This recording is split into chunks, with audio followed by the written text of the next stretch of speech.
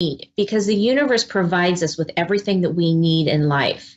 So I need to bring in more financial success and stability for my family so we can feel relief when we pay our bills, right? And then being open to receive that.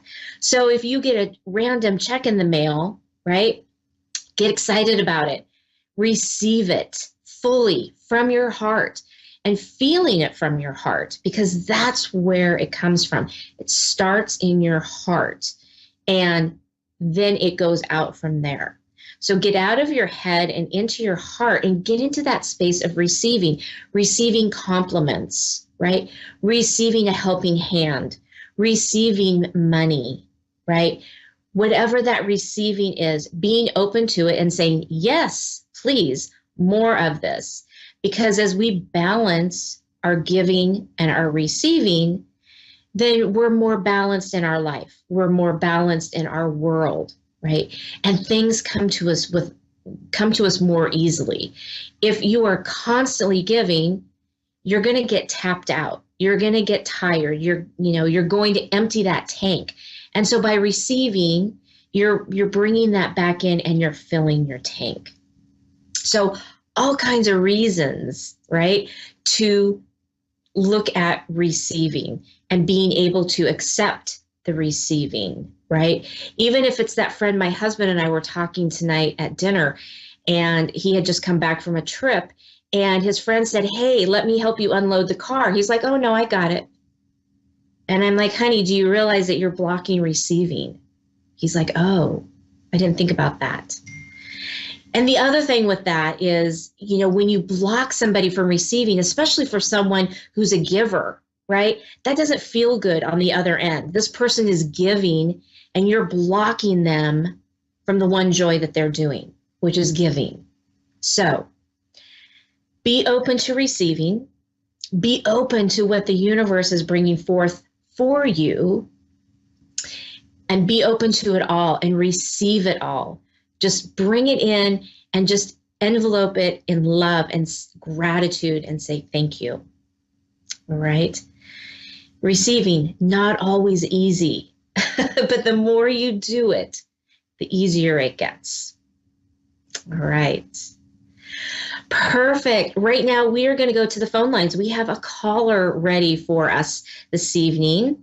Amy in Orlando, Florida, is on the line. Good evening, Amy, and welcome to Your Time to Shine. Oh, thank you so much. Good evening. Good evening. How are you? I'm wonderful. And yourself? I am good, thank you. What can I do for you this evening? I'm just wondering what's in store for this new year for me. Ooh, that's a good one. All right. Amy, let me tune in for just a moment here as I tune into your loved ones and guides to see what they have to say for you for 2023. There's going to be a little moment of silence as I do that, and then I'll be right back with you, okay? Okay.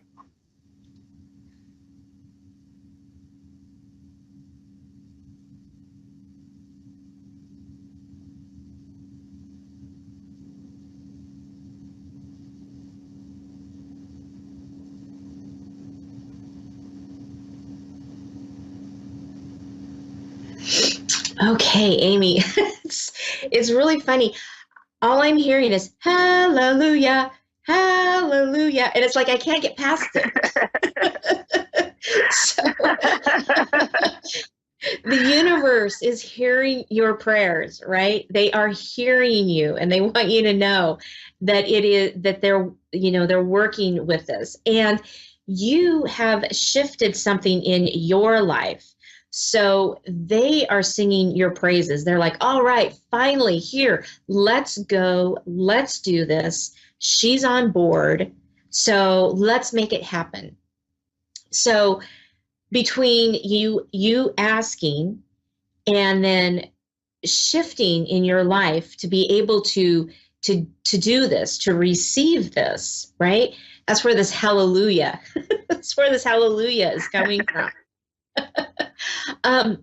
They're showing me awesome. That, yeah, I think it's pretty awesome too.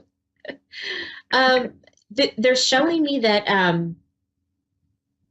there's been some bumpy roads for you, probably the last couple of years. And so 2023 is shifting for you.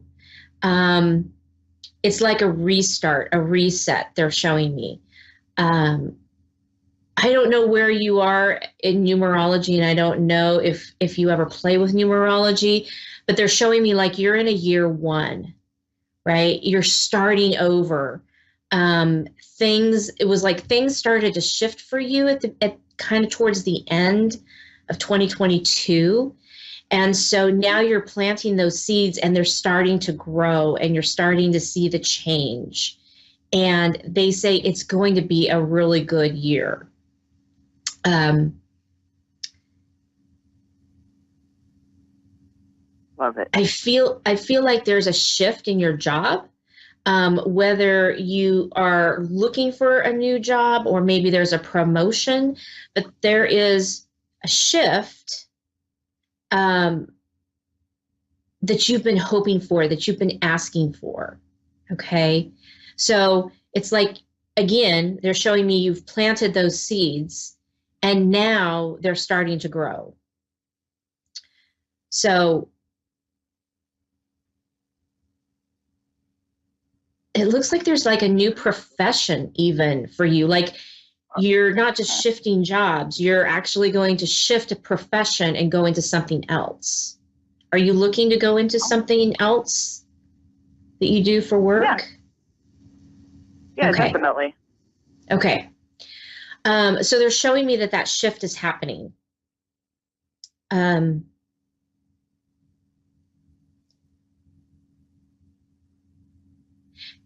They're showing me that it's probably going to be in this first half of the year, maybe even the first quarter of this year. So I'm feeling like March, April is when this is going to take place. Okay. But continue down your path. Continue down this path of what do they call that? Intentional. It's escaping me, but with your intentions of moving forward towards the school, towards this new job, this new profession, right? Keep moving towards that because that's just going to help the process. Okay.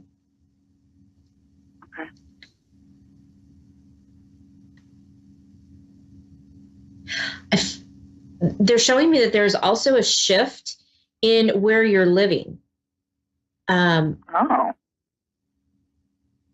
Like maybe this job is going to take you a little farther away from where you live now. And so like you're going to move closer to it. Okay. I don't feel like it's out of state or anything like that. It's just shifting into maybe a different city, a different town or county maybe.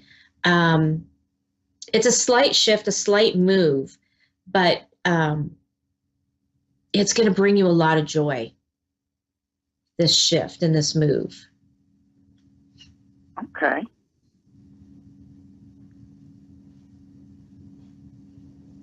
That's exciting.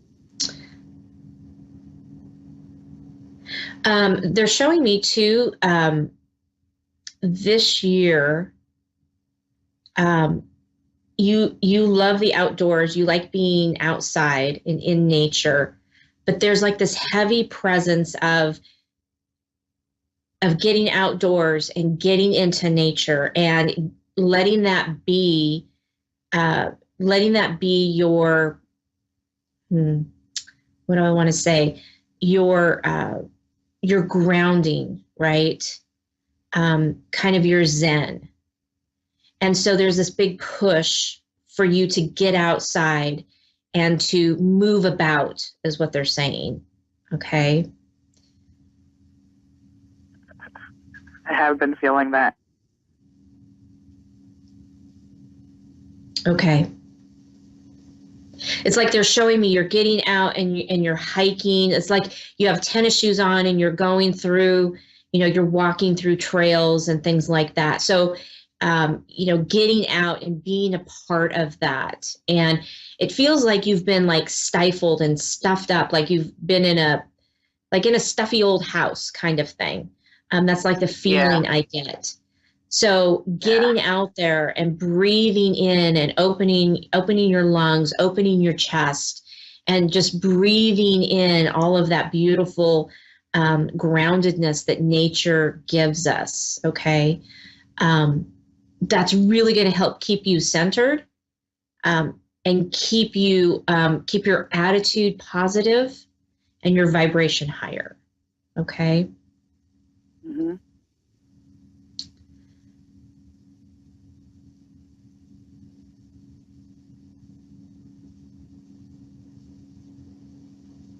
So they're showing me that like they have this, they're like your cheerleader out, and they're just like, they're cheering you on.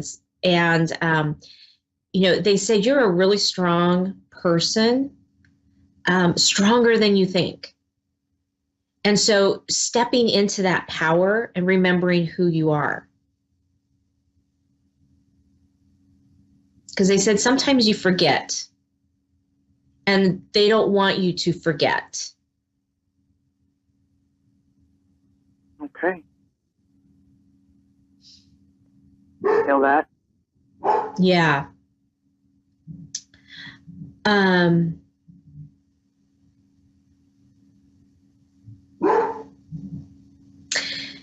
There's this feeling I get of something being woven or intertwined.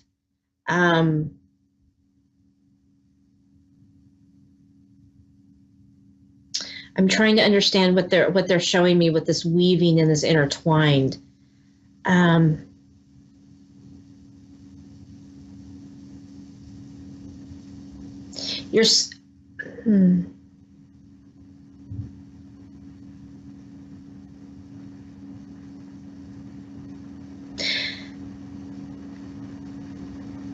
So what they're showing me is there's somebody that you're very intertwined with, okay, that's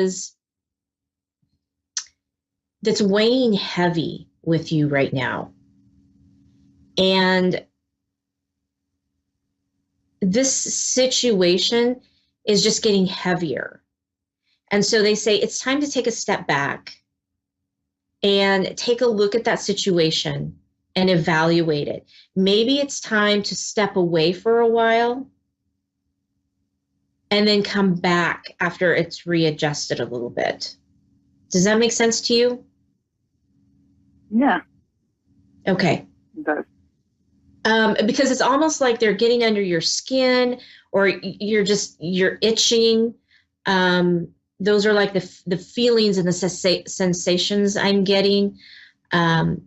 Like you're just wanting to move away from this for a while, and they're saying that's okay. Right? Removing yourself from the situation is okay. It gives yourself that space to be able to breathe and to be able to think for a while. Okay. So don't be afraid to just kind of step back. And it doesn't mean you can't come back and revisit it. It just means that you're honoring yourself and giving yourself a break. Okay.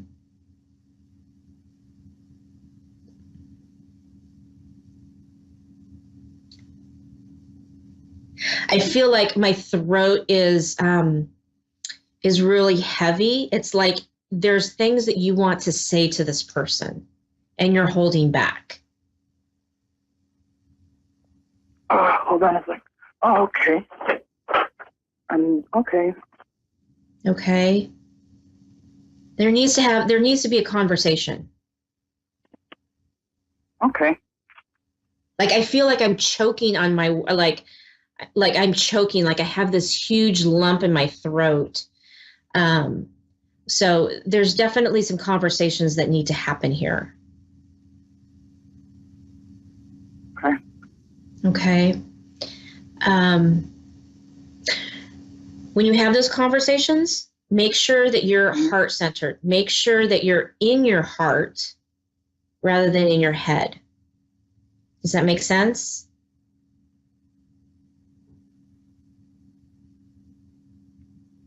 so that you're able to speak from your heart rather than your head.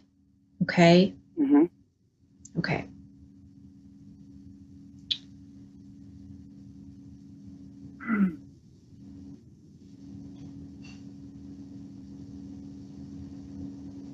So they're kind of stepping back a little bit, meaning that they've given you the messages that you're asking for. Is there anything else you would like to know? Did you say something? It sounded like you blacked out. Oh, I'm just saying, your loved ones and your guides have kind of stepped back a little bit, which means that they've given you the messages that you're needing to know tonight, unless there's something else that you need to ask. No, that's it, really. Okay. Well, thank you for calling in. It sounds like you are going to have an exciting 2023.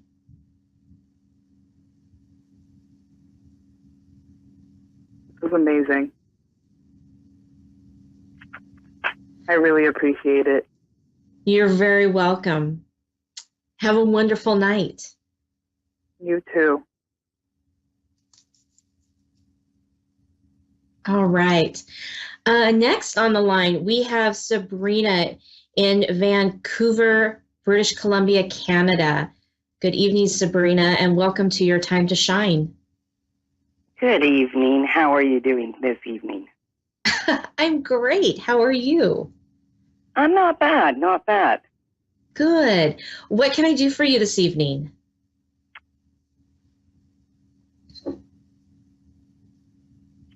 I guess just to see if you can see. Excuse me.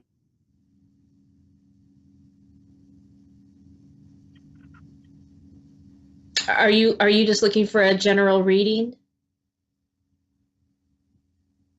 If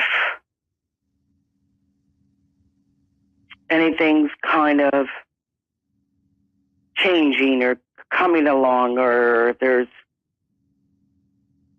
some kind of blockage or something not happening.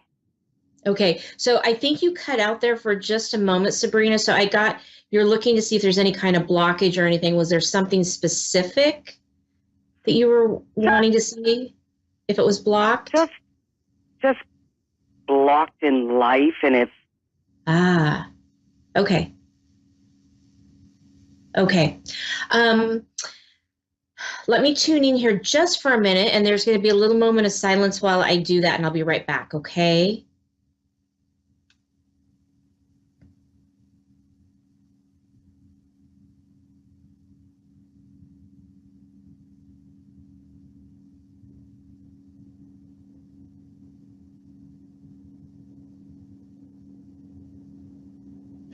Okay, Sabrina. So what it feels like is that it feels like things are on pause, essentially. And what they're showing me is that you're going through this growth period where things are shifting and changing for you. And so it's almost like you're in this kind of what they're showing me, like a cocoon, right? And you're getting ready to open up into that beautiful butterfly. And so that's where that place is, where it feels like everything is on pause, it's on hold, or maybe even slow motion. And so they're saying be patient because it's happening, it's moving. They're showing me it's not really blocked per se. It might feel that way, but it's just that things are kind of on a pause. And so what it's doing as you're sitting here on this pause, the universe is setting you up to be able to move forward again. Okay.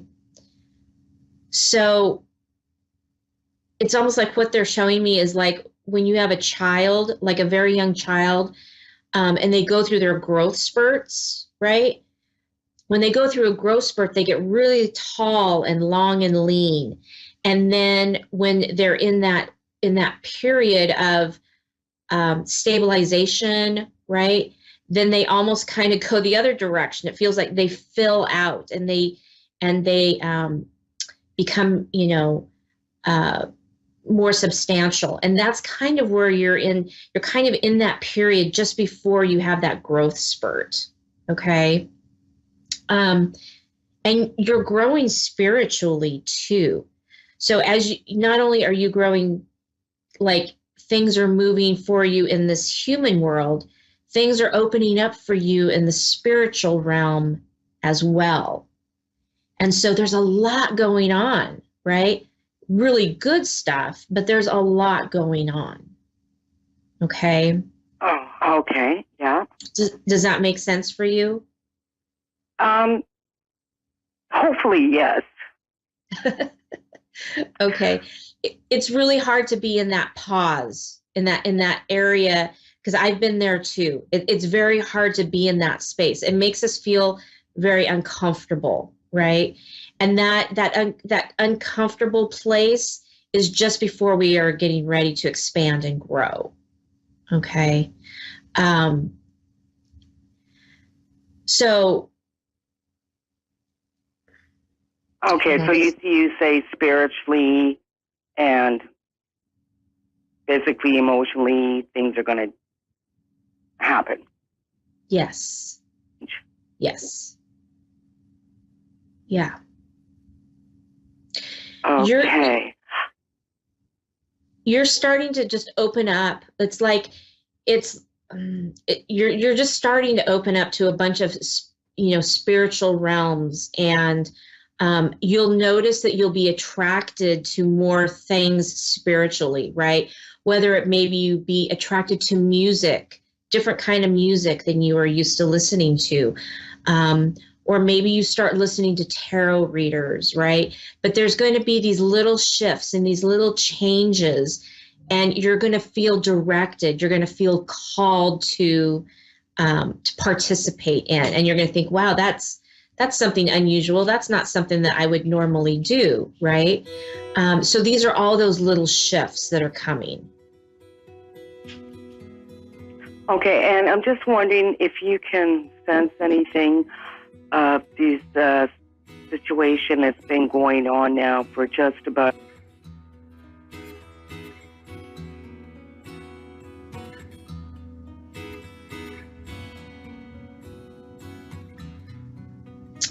Hey, Sabrina. Okay, Sabrina, if you can hear me, why don't you reach out to me on my Facebook page, and we can continue the conversation. I think I might have lost you. I want to thank you for calling in, and I hope you have a wonderful night. That does it for us. We're coming down to the last few seconds of our show. I want to say thank you for tuning in. Feel free to reach out to me on my Facebook pages of Julie Yeager Walker Medium or Your Time to Shine. And you can always reach me on my website at wingsofsoulswithjulie.com. Have a wonderful evening, everyone. Continue your receiving, and we'll see you next week.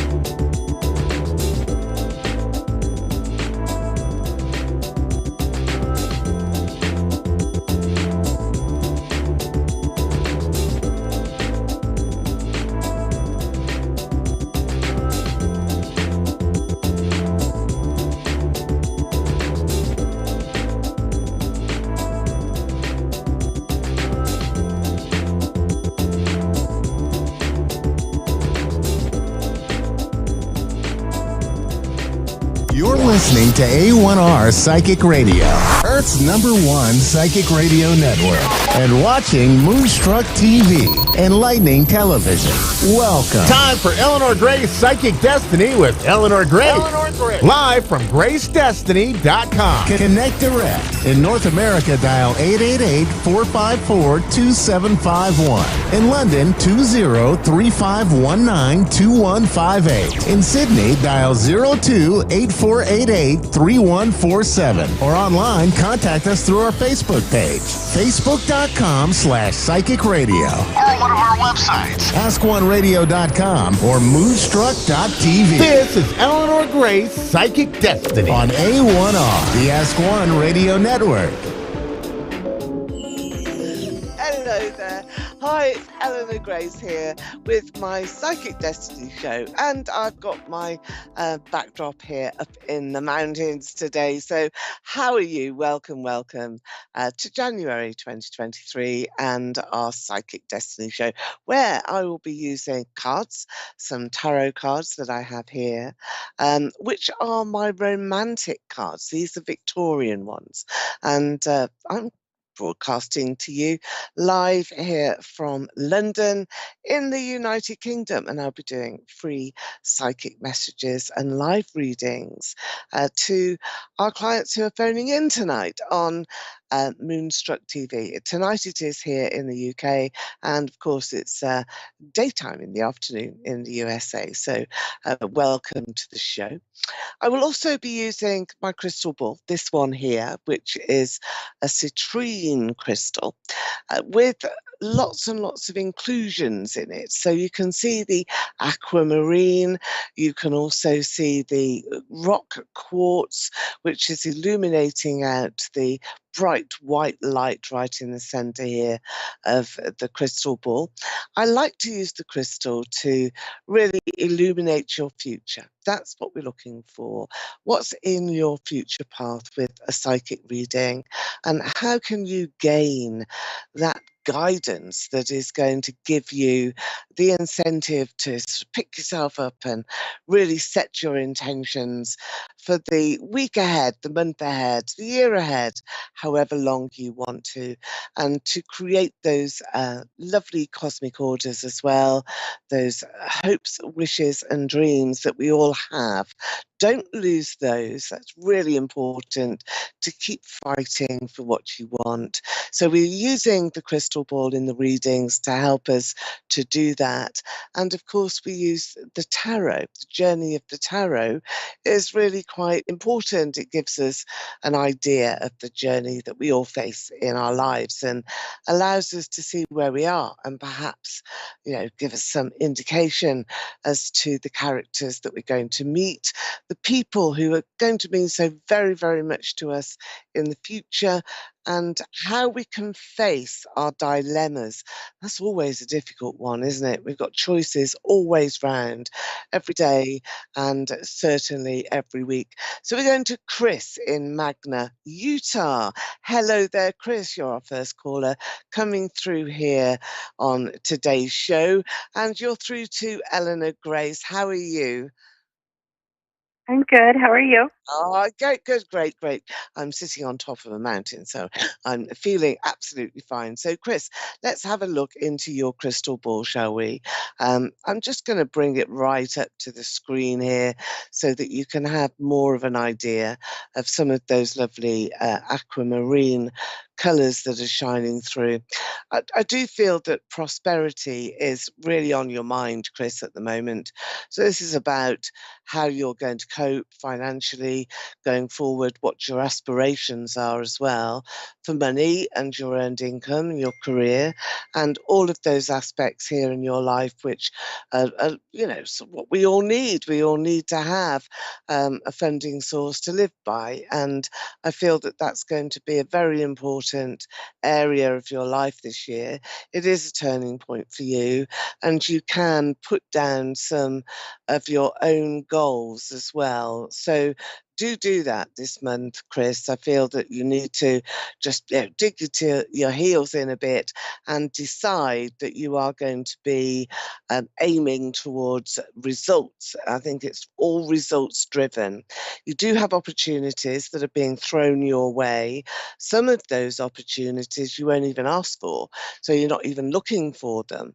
But a lot of the time, you will be seeking out ways to improve yourself and ways to enhance your skills and your well-being generally. Have you felt, perhaps since about October, maybe the end of September, that you've been a bit clouded, your well-being hasn't been quite so vibrant, that you felt a bit overwhelmed with the enormity of life sometimes and with other people? Because I feel that there has been some oppression around you.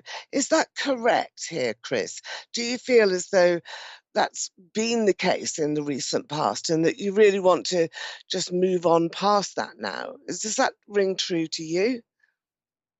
Yes, definitely.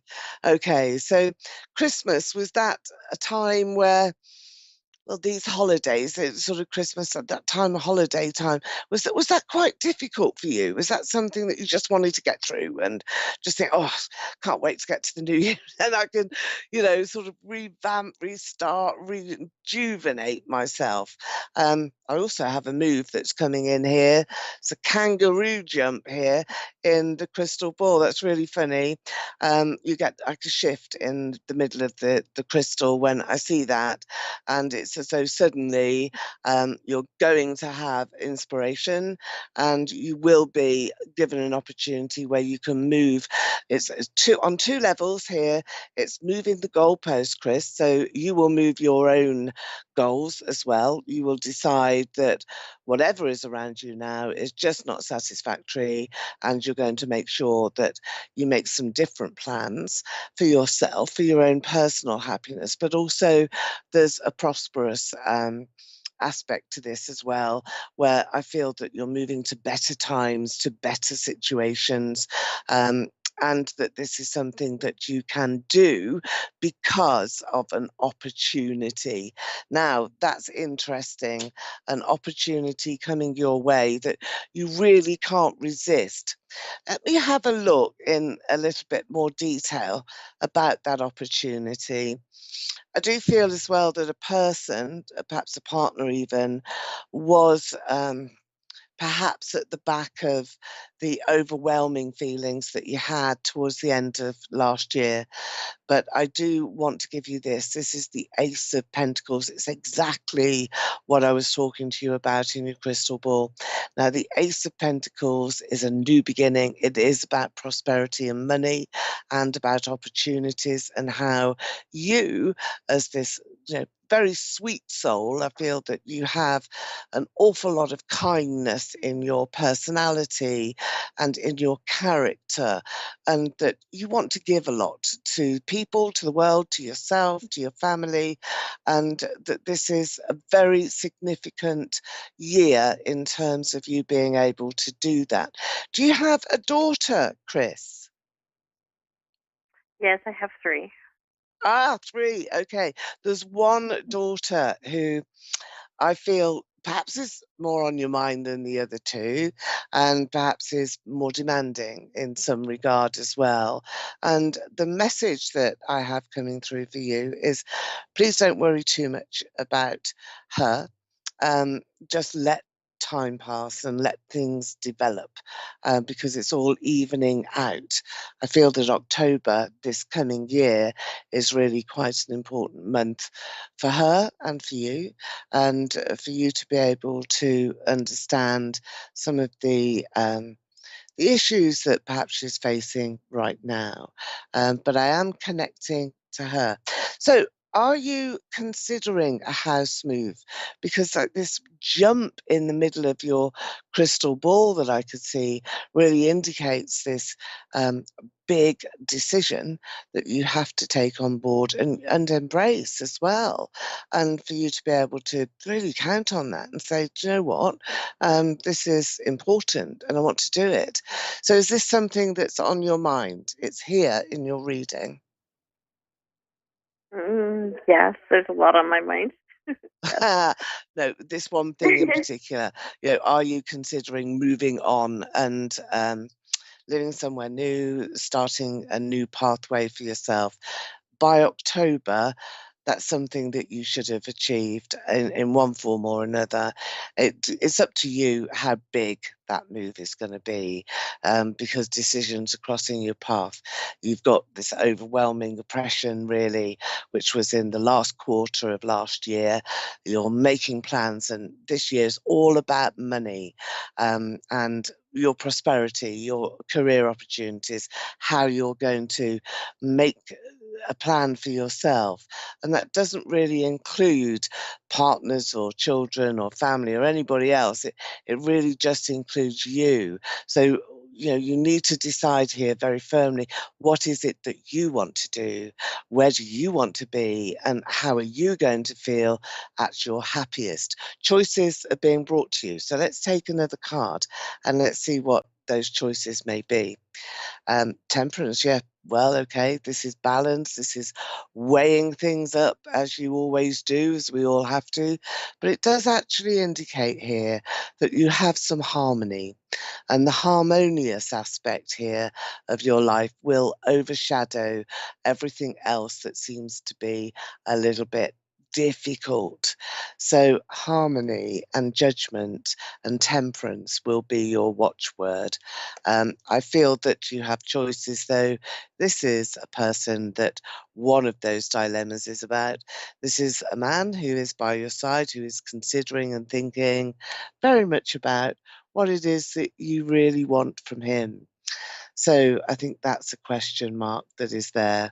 Are you wondering about an ex-partner here? Somebody from way back seems to be in contact with you, and certainly making some demands from you. Do you understand that, Chris? Hmm. Yes, I do. Yeah. And is that one of the factors that you've got to sort of put into the mix here, where you've got the past repeating itself, coming back into your life. You've got this difficult choice around current circumstances, and you have to decide in the middle of all of this what is going to happen to your personal happiness. So don't wait for other people. Make a decision yourself. This is really what's coming through strong and clear for you. Be that sort of wise person, sitting up there on top of your particular mountain, and don't be shy about making that choice, because we've all got those choices. Um, I see you perhaps wanting to cling to the past a bit too much, worrying about other people, family members, whoever else may well be there that you have to consider. And yet, this journey that you've got this year, momentous one, is between now, January 2023, and October 23.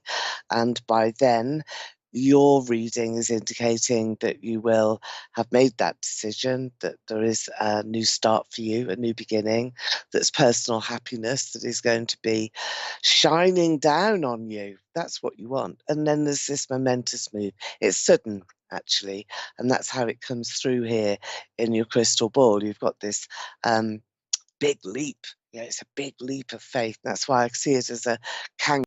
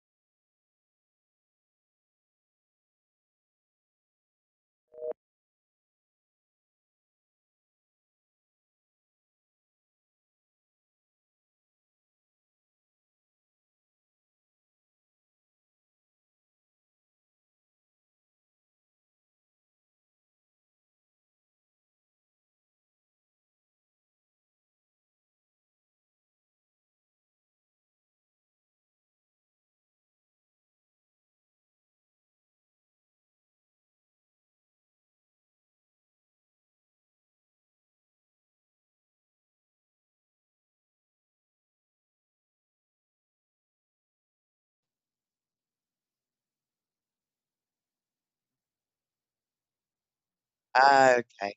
All right. Okay. S- Sure. Hello there, Natasha. You're through to Eleanor Grace here, and you're in Bristol in the UK. Hello there, Natasha. Hi. Hi there. Hi. Okay, so how are you there, Natasha? Let me connect through to you, and we'll be looking at a live reading with you, Natasha. So, firstly, I'm going to use my cards here, which are an important type of connection. And let's take a card and let's see where we're going to here. Natasha, this is you. You're the lady here in this very romantic view. And this is a person who really, I think you've got to decide whether you're going to walk away or not. Because you're feeling a little bit disgruntled, I think, about everything. I want to wipe away a few tears. Have you had a few tears recently, Natasha? Yeah. Ah, dear. Okay. Well, let's see if we can move that energy forward, and let's see if we can repair and sort of try and get back some of that lovely sense of who you are. Now, you've got justice here.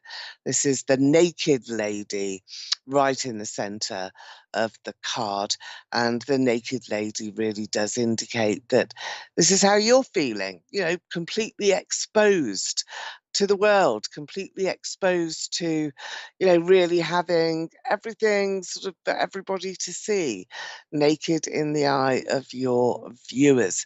Not a pleasant feeling because it's No. uncomfortable. And that's really what I'm getting from you, that you're feeling uncomfortable, quite exposed, unhappy, and the tears that are there and the sadness that you've had to walk away from somebody who is very special to you, somebody who has been very important. I also feel that there's been a passing, there's souls in spirit that are around you, and that this is a recent grieving, a recent development that's happened, and perhaps one that was unexpected. Is that true? Yeah. Okay. Was this a lady? Well, I've got two. I've got a lady and a gentleman, but I want to go to the lady first of all. And she has ascended, really quickly, and she tried to communicate to you. And I feel that she's come through in your dreams recently, in the last few nights, that there seems to have been, I just want to tap, tap, tap. It's just that very, very gentle. Are you there? Sort of, are you awake? Can I reach you here, Natasha? So a whisper. Have you felt like that? A little bit sort of eerie, not sure of what's been happening, what's going on around you, unsettled in your sleep, not being able to sleep very well. Tell me, tell us all, how have you been feeling recently? Yeah. So I've been feeling a bit like agitated and stuff. Going to sleep, waking up, going to sleep, waking up. Okay, so a bit edgy, do you think, where Yeah. going to sleep and then waking up and not really being able to get into a deep sleep. So, well, it's this lady that I feel is coming through. Has she arrived in your dreams? Do you dream about this lady? She's here. I've got her A here. couple of months ago I did. A few months ago. Yeah. Yeah. Was she like this lady here? Did she have dark hair? Blonde hair. She was blonde. Okay. Have you got dark hair? But her natural colour was dark. Okay. What about you, Natasha? Have you got dark hair? I've got naturally ginger hair. You're red, same as me. Okay, well, let me just establish who this dark-haired lady is, because she's the one that I'm connecting to. She's also in spirit. The blonde lady is on the other side. So I think that the two are related or connected, okay? It doesn't matter Whether she had dark hair when she was born, that's not relevant. It's how I'm seeing her now and how she's passed over, and the fact that she wants to make that connection with you, which is really all important. She sees you as this person here, sort of really very lonely and isolated and wanting to be warm and cozy and happy in your soul again. And you will be as well. You will be, Natasha. This is a passing time at the moment, and something that, of course, you've got to go through. And none of us really want to do that. But you're going to find that there's some help coming, because you've got a partner, haven't you? You've got a partner here who is going to be sharing that load with you and wanting to ease your pain quite a lot. Now, this lady with the blonde hair, such a warm soul, wasn't she? She's got a lovely, Yeah. lovely, lovely voice as well. So quite a soothing voice. I keep going to her voice in this area here. So she may have had some trouble in being able to communicate with you very well towards the end of her life, and being able to say what she really needed to say. There's so much love, though, because I'm being given lots and lots of hearts. The dark-haired lady is behind her, so she's a relative, a sister, or a mother.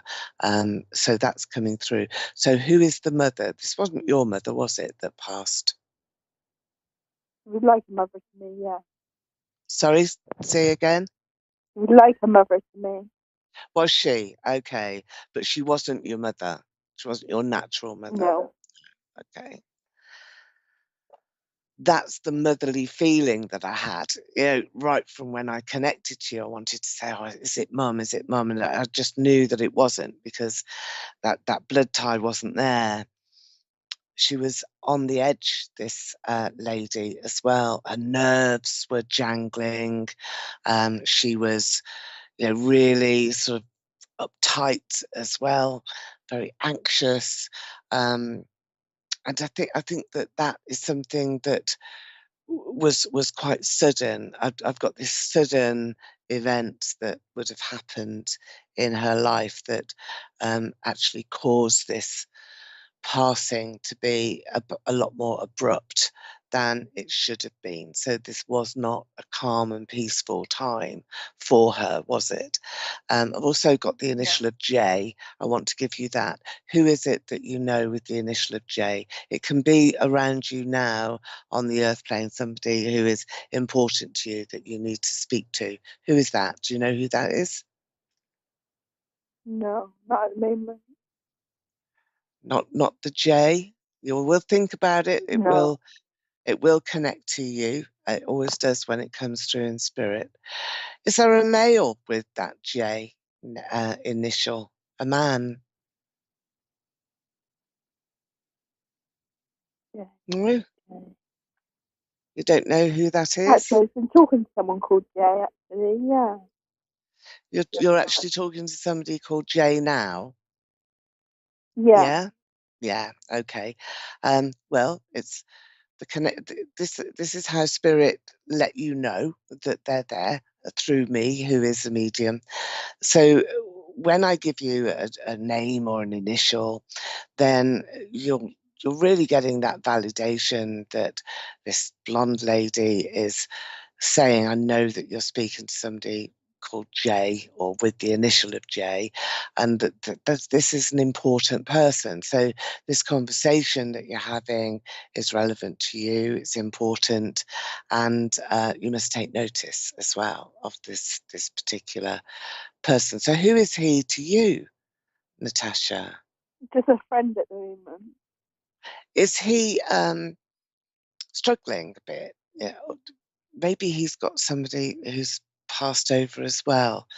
I feel that there's a struggle around him. You're there to help him, and you've sort of been sent him to you from spirit, and you've been sent to him. It's a bit of a weird one, but sometimes that happens, that you come through to a medium and it isn't necessarily what you're expecting to hear that actually comes through, and it's always a surprise, but a nice one, I think. So well done to you. You've got the Empress here. So this is the card of your mother, and this is the card of the blonde lady who is like a mum to you, and that caring is going to be there. Now, do you have a child? Because she's showing me a baby. Show me a baby in her arms. I feel that this is a baby for you, Natasha. So do you have any children yet? Because this will be one of the important events where she's going to be with you in spirit. I have 4. You're 4. Are you I planning have on a 4, 5th? yeah. Are you planning on a 5th baby, Natasha? Yeah. Yeah. Well, there is one. She's got one for you. Big family that you're looking at. Hmm. I feel as though this is a boy that is coming into your world as being sent to you. It's a boy for you. And the 4 children will become 5. So, Natasha, let's have another look here into the crystal. Let's have a look into the crystal ball. Remember that Jay, who you're talking to right now, actually does need a bit of help and propping up and a bit of support from you. I want you to, if you can, look straight into the crystal and take a decision to make a wish. And we can all make a wish into the crystal ball. And this is for a cosmic order and to realize a few more dreams that may well come true. And I certainly have you elevating yourself to a better year this year. You will be making some changes. We all do. But I think the most important thing is letting go of the tears and realizing that new life is coming into your world and that this is being sent to you. And I feel that the wish that you have is for abundance and for love and harmony to come back into your life, and to wish safe passage to your soulmate, really, who I feel was the person coming through in spirit, this blonde lady who was like a mum to you, like a mother to you, cared for you, and still does. And she will watch over you. She's giving you a key. There's a key that I'm seeing here in the crystal, and this is a key for luck, I think, and to keep you safe. And it's a new door for it. Obviously, you've got to be thinking about how you can unlock some new prosperous times for yourself. And I feel that the baby, the new life, will give you a key to a new door. So the crystal ball will show you all of the pathways that are going to be opened for you. And I feel that you will be particularly happy this year. So don't be sad now, and don't think about your loved one here as a loss. She's with you. She's thinking about you, and she surrounds you as well. So, Natasha, thank you so much for coming through to me, Eleanor Grace, on my Psychic Destiny show, and I'm wishing you all the luck in the world. Very quickly, go on. Yeah, do you know when the baby's coming? Do you see, or? I do get September, so very quickly, but got to sign off now. Wishing you the best. Come through for a reading at gracedestiny.com. And I'll see you here, same time next week. Bye for now. Bye-bye.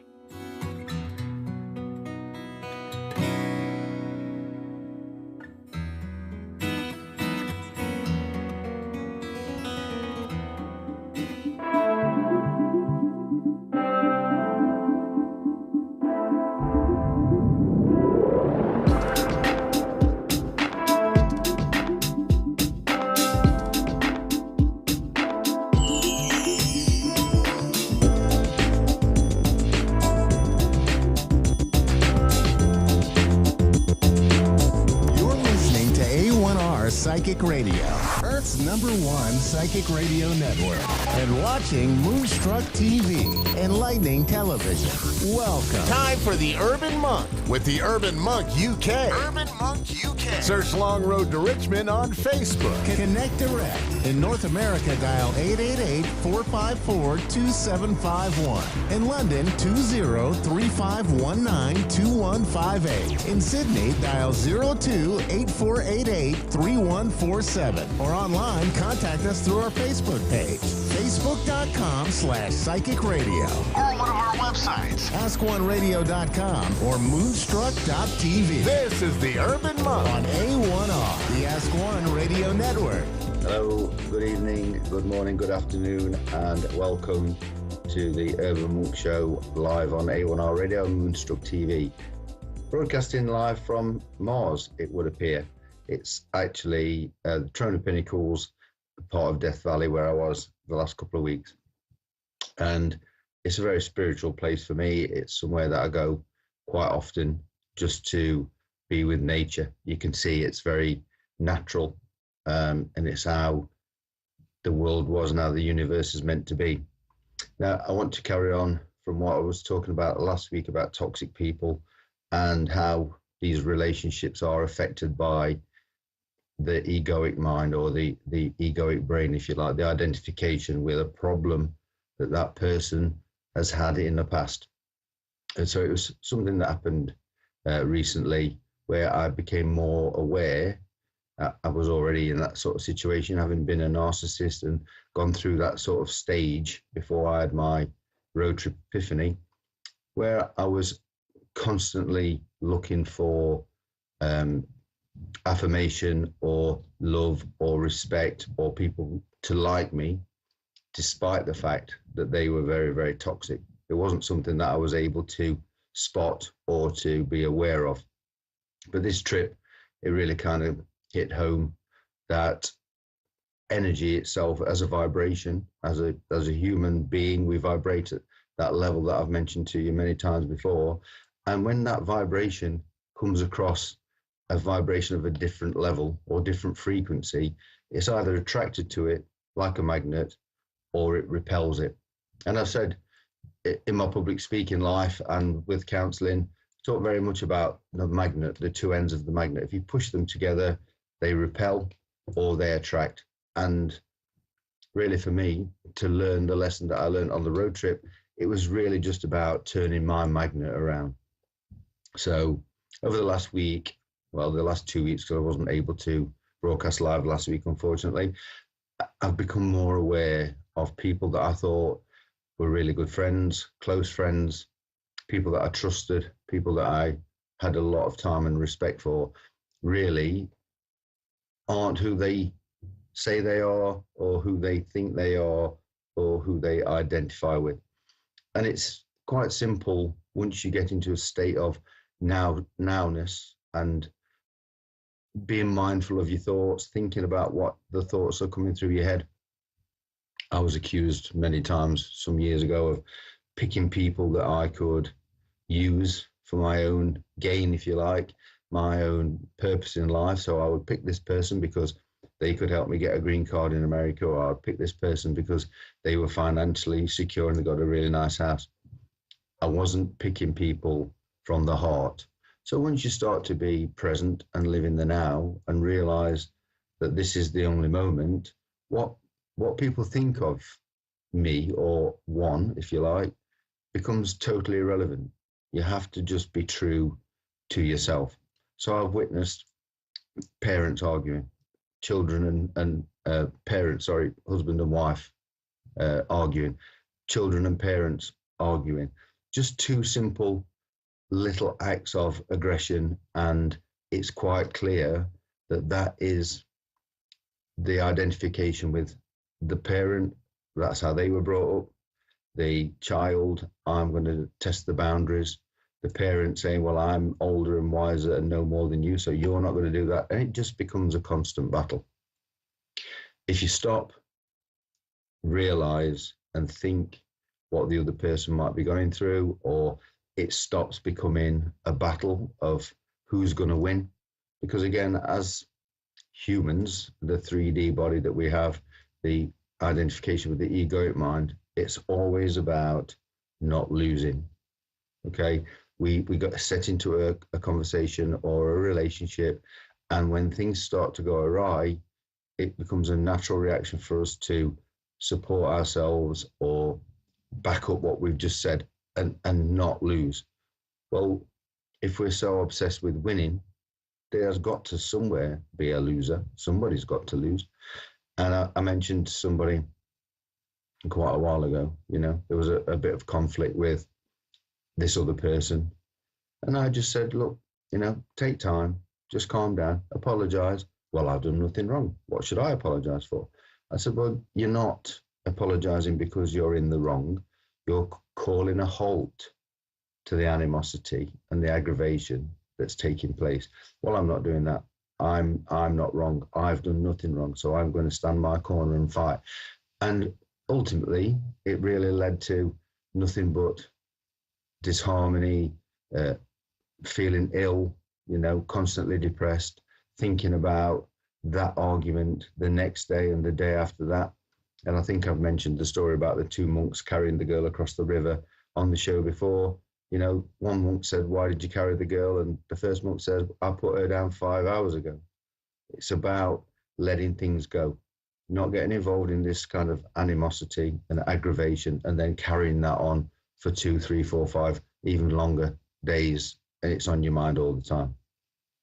So just the fact of being in Trona, just being in that spiritual place, just giving me time to rejoin the universe, if you like, take time away from everyday living in the Wild West as we live our lives now, going out to that peaceful spiritual place helped me realize and get my body vibrating back to the level and the energy that it should be at. That then helped me to see clearly what the next stage for me in my life. And as I said last time, there's some interesting news coming in the not too distant future with regard to public speaking and the radio broadcast. My book is just about to be published. So things are moving forward by not moving forward. And the Chinese say, do nothing and nothing remains undone. It's letting the universe unfold in the way that it's supposed to do. So by being receptive to the toxicity of these other people, I'm able to allow them to drift away and not be part of my life anymore. It's not something that I'm concerned about, because if they were truly meant to be in my space, their energy would be vibrating at the level of attraction and not pushing them away through their toxicity and their lack of, if you like, ability to just be mindful. I've tried to help, but in the Bible it says don't cast pearl before swine. Have a look at it. It would take too long for me to explain that situation. But if people aren't ready for that journey, you can't drag them into it, kicking and screaming. They have to make that choice for themselves. And so I had to make a decision, and we all do. And this is where I'm trying to pass on this information to you, that you don't have to get involved in an argument. You don't have to allow yourself to get angry and let your body vibrate at that level. We get stress pains, we get chest pains, we have panic attacks. They're not in the stomach. You're gripping the stomach muscles tight. None of these things are natural. None of these things are any good for the health. And so the purpose of having that argument just to be right, it has no effect on the person that you're arguing against. The person that you're angry with or trying to prove is wrong probably don't care. So they're not getting uptight. They're not getting angry. They're not getting frustrated.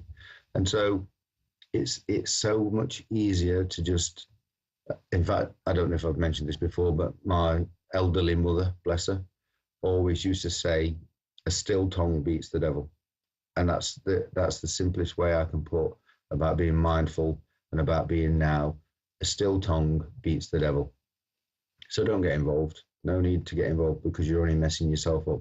You're only affecting your own health. You're only affecting your own mental state. Okay. And when you get into that position, when you get to be in the now, just being present and being mindful, you will see the vibration of other people. A lot of my friends, a lot of people that are on here can see colors, can see auras, and it's an absolute fact that we all have energy, we all have colors, we all have auras. People can pick up on that. And it's not a magic trick, you know, it's something that by being open and being now, my body is vibrating at, it's probably not totally natural level, but it's certainly vibrating at a healthier level, a peace level, a more enlightened level. And so that attracts me to other people of that same vibration. It prevents depression because I'm not vibrating at the frequency of sadness or anger or hurt or depression. You know, I'm not vibrating at that level. So when you see two people fighting and arguing, they're in that situation where they've got to win. They're angry, the body vibration is at that point where you're attracting violence and anger and narcissism and ultimately ill health. So ultimately what I'm trying to say is take time, just be still, be mindful, look at other people, listen to conversations, see how they interact with each other. You might have that same situation in a relationship yourself. You might have that same situation with a child or a parent. You know, when you get at loggerheads with somebody, ultimately somebody's going to win and somebody's going to lose. It's not about whether you should be the winner or the loser. Just let it go. Does it really matter? Are you going to carry that girl across the river, or are you going to carry on thinking about that problem 3, 4, 5, 6, 7 days down the line? It's just something that I wanted to dwell on really from last time, because it was very, really enlightening to the point where I now know that the vibrational side of the brain is so important when you're dealing with other people, and you don't have to be the witness to all that drama. Just be the witness of your own mind, your own thoughts. When negativity creeps in, acknowledge it, but just let it go. I apologize for my voice because I'm still very nasally and still got a sore throat, but I'm getting there. So I apologize if it sounds really bad. And it's been a great time talking to you, and hope you all stay safe and well. And I'll catch you all again next week, hopefully when I'm a little bit better. Bye.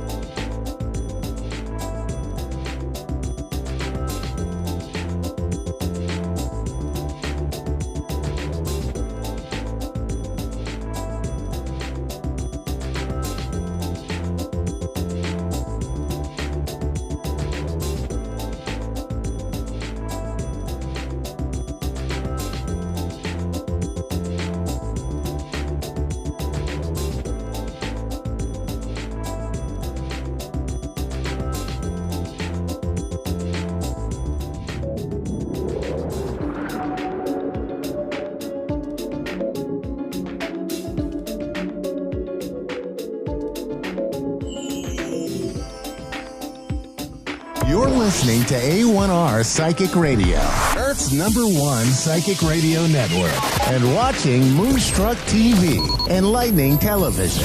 Welcome. Time for Susanna Medium with Susanna Hershaw.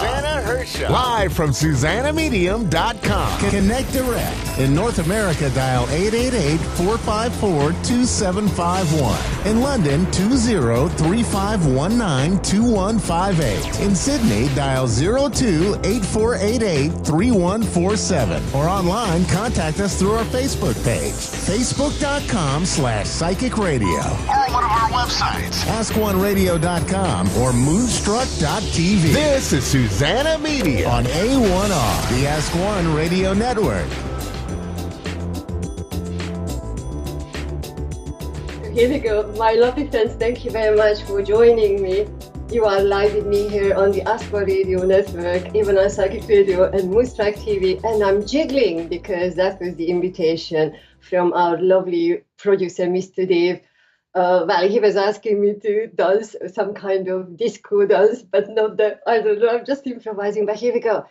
So join in, put some music on while you are listening to my show, my lovely friends, and, jiggle around, either it's a YMCA or something, so whatever you want to put on, or Country Road. Country Road is my song. That's the signature song for this show. And by the way, we are talking about music, so if you don't know what I'm talking about, listen to that show. Listen to that song, Country Road by John Denver, that was the very first song given to me by my father in spirit when I started the show 85. I'm not saying 85 weeks ago, 3 years ago, but 85 shows ago, because today is the 85th show. So let's just celebrate. So just put some music on and dance and go along with the jiggle. So probably I need to, we are celebrating. So here we go. Now celebrating. So my lovely friends, I hope we are all very well and balancing ourselves and bringing our presence to ourselves. This is the most important thing what we can do right now. So today I'm going to extend that energy, that blessing and empowerment to one of you, one of the callers. So that's going to be lovely to talk to one of you here. And while I'm waiting for that lucky or lovely person to be here, I just thought I'm going to share something with you. So you see, quite a few years ago, quite a few shows ago, if you remember, I talked to you about how much I'm not reading tarot cards, or I'm not reading the cards, how people would normally read. And we were talking about it's all okay because everybody has their own sense, everybody has their own energy, and Spirit is showing us what to do with the cards and crystals and the colors and music and so on. So here we go. But then still, just an invitation for you, because we can work with all our senses. You remember when I also spoke to you about the psychic development and working with your own abilities and stepping into that reality, how you can help yourself, as opposed to just asking somebody to do a reading for you, but then how you can empower yourself. So I'm going to tell you something very, very quickly. Ages ago, when I was interested, in using cards or learning about cards, I got this book, 78 Degrees of Wisdom by Rachel Pollack. So I'm going to show you this book because, can we see? That's it. Well, we practiced that one. So here we go, 78 Degrees of Wisdom. And this book is apparently one of the most, concise, I wanted to say concise or detailed account of the cards. But then why it is really interesting, because I picked up my very, very first card, and I'm going to talk to our lovely caller here in a minute, which is this card. So you can see it's quite an old deck. It's about 22 years old, the deck. And then what I decided, just created this game, and you can try that one on, and you can do it with angel cards, or you can do it with oracle cards as well, that I have chosen the major arcana cards and started with the Fool. And then each week I selected the next card in the series of the major arcana, and then picked up the card and sat down and journal. And every day I was meditating and working with that one particular card. And at the end of the week, on Sunday, that became a little little activity for me that I looked into the book and I was reading everything. Oops, this may be better. Here we go. I was reading everything what I could find out about the Fool or about the Star or about the Hierophant or all the other major arcana cards, because I wanted to feel what it feels like. I wanted to experience what it feels like working with one energy, the energy of one card. And it was quite a revealing activity, lasted for quite a few weeks, actually. So I stuck with the whole thing. But it showed me more, not just how we can read cards, because we can learn from books or we can learn from teachers, but then really how we are reflecting and how we are working with the energy of the card and what is coming through to us. So primarily, I always say to my students, or even in my Patreon group, that the whole learning begins with you. So if you want to develop our senses, we need to work on ourselves. So by the way, I mentioned you my Patreon group, and before I go to our caller, I'm just going to let you know if you would like to join us for all various activities and question answer sessions and even the readings. Actually this week or weekend I'm recording the private readings for our members. You can check the page out. You can go to patreon.com, that is patreon.com / and you can find my details, which is, this very well, Susan a medium, and it's always 9 letters, ZSU, ZSE, and A medium. So you can join us there. And you can do the same activity you see with the cards, with any of the other cards. Like, for instance, I have the Stephanie J. King I Angelic cards here. So you pick one card, even for one day, and without reading the books, you can read the books later, but without reading the books, you pick one card, and what is that one word resonating, or I'm going to choose this one. What is that one particular word or energy shows you for today? And then you can remember, at the beginning of the day, we can pick a card and we can really feel the energy of the card. And as you are moving around, putting your awareness into your different life situations and the people you are talking to and so on, where can I release the energy? Where is the easiness of the flow of the energy? So you can really use these cards as a tool of personal development. Okay, so let me know how you're getting on with that, because I am going to go for our caller and I'm going to find who our caller is, or who is our caller. Yeah? Oh, we got Christina. Thank you very much. So Christina, can you hear me, please? Yes, I can hear you. Hi. Oh, beautiful. Thanks very much for waiting. So how can I help you? Good to have you here. Oh, well, it would be, I guess I don't know how this works.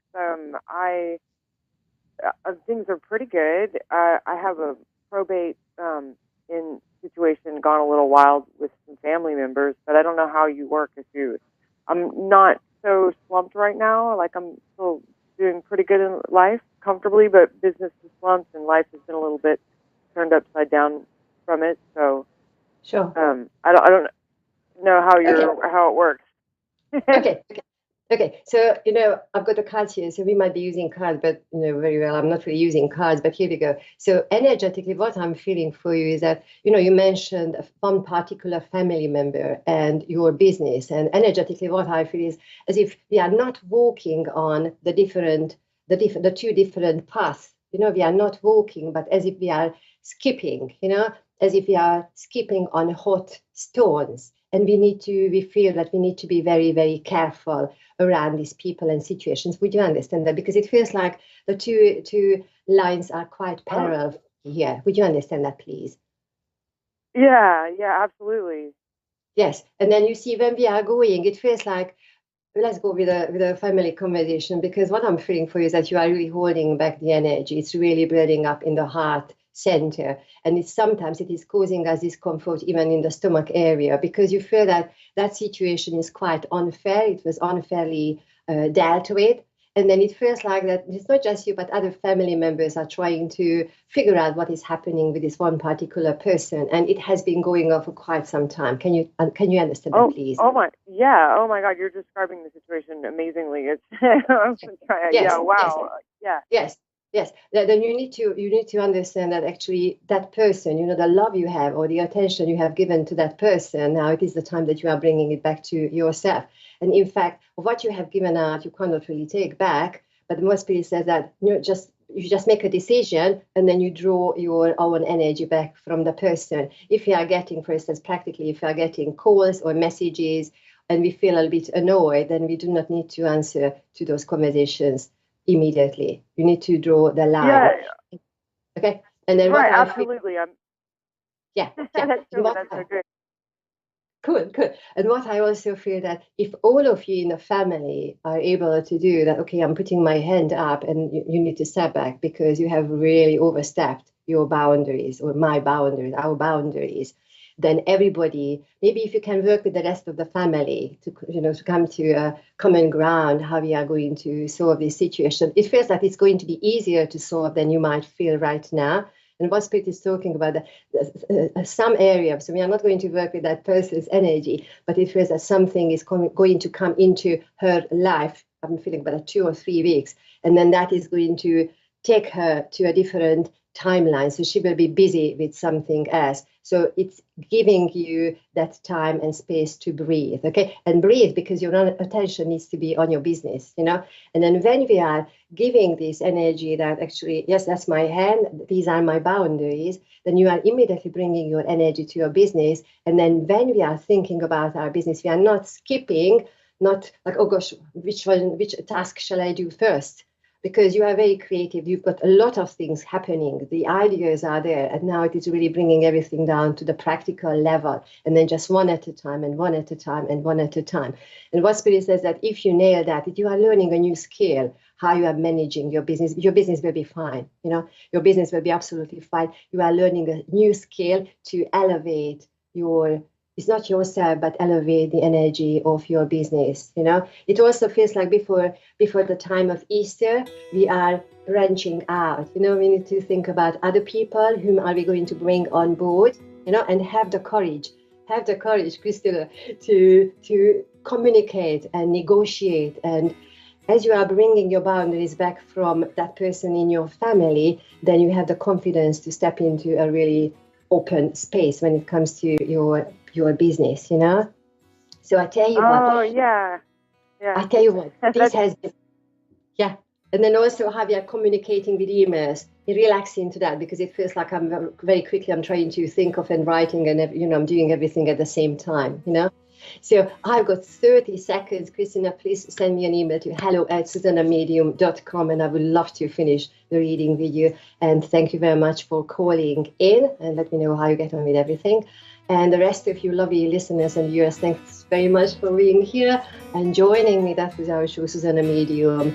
And also, if you want to come and present your own show, check out the main page, ask1radio.com, and then also my business on www.susanamedium.com. And you need very well 9 letters, ZSU, And from this place, I'm sending you lots of love and many, many blessings. And I'm jiggling my way out. So, Mr. Dave, thanks very much. Thank you.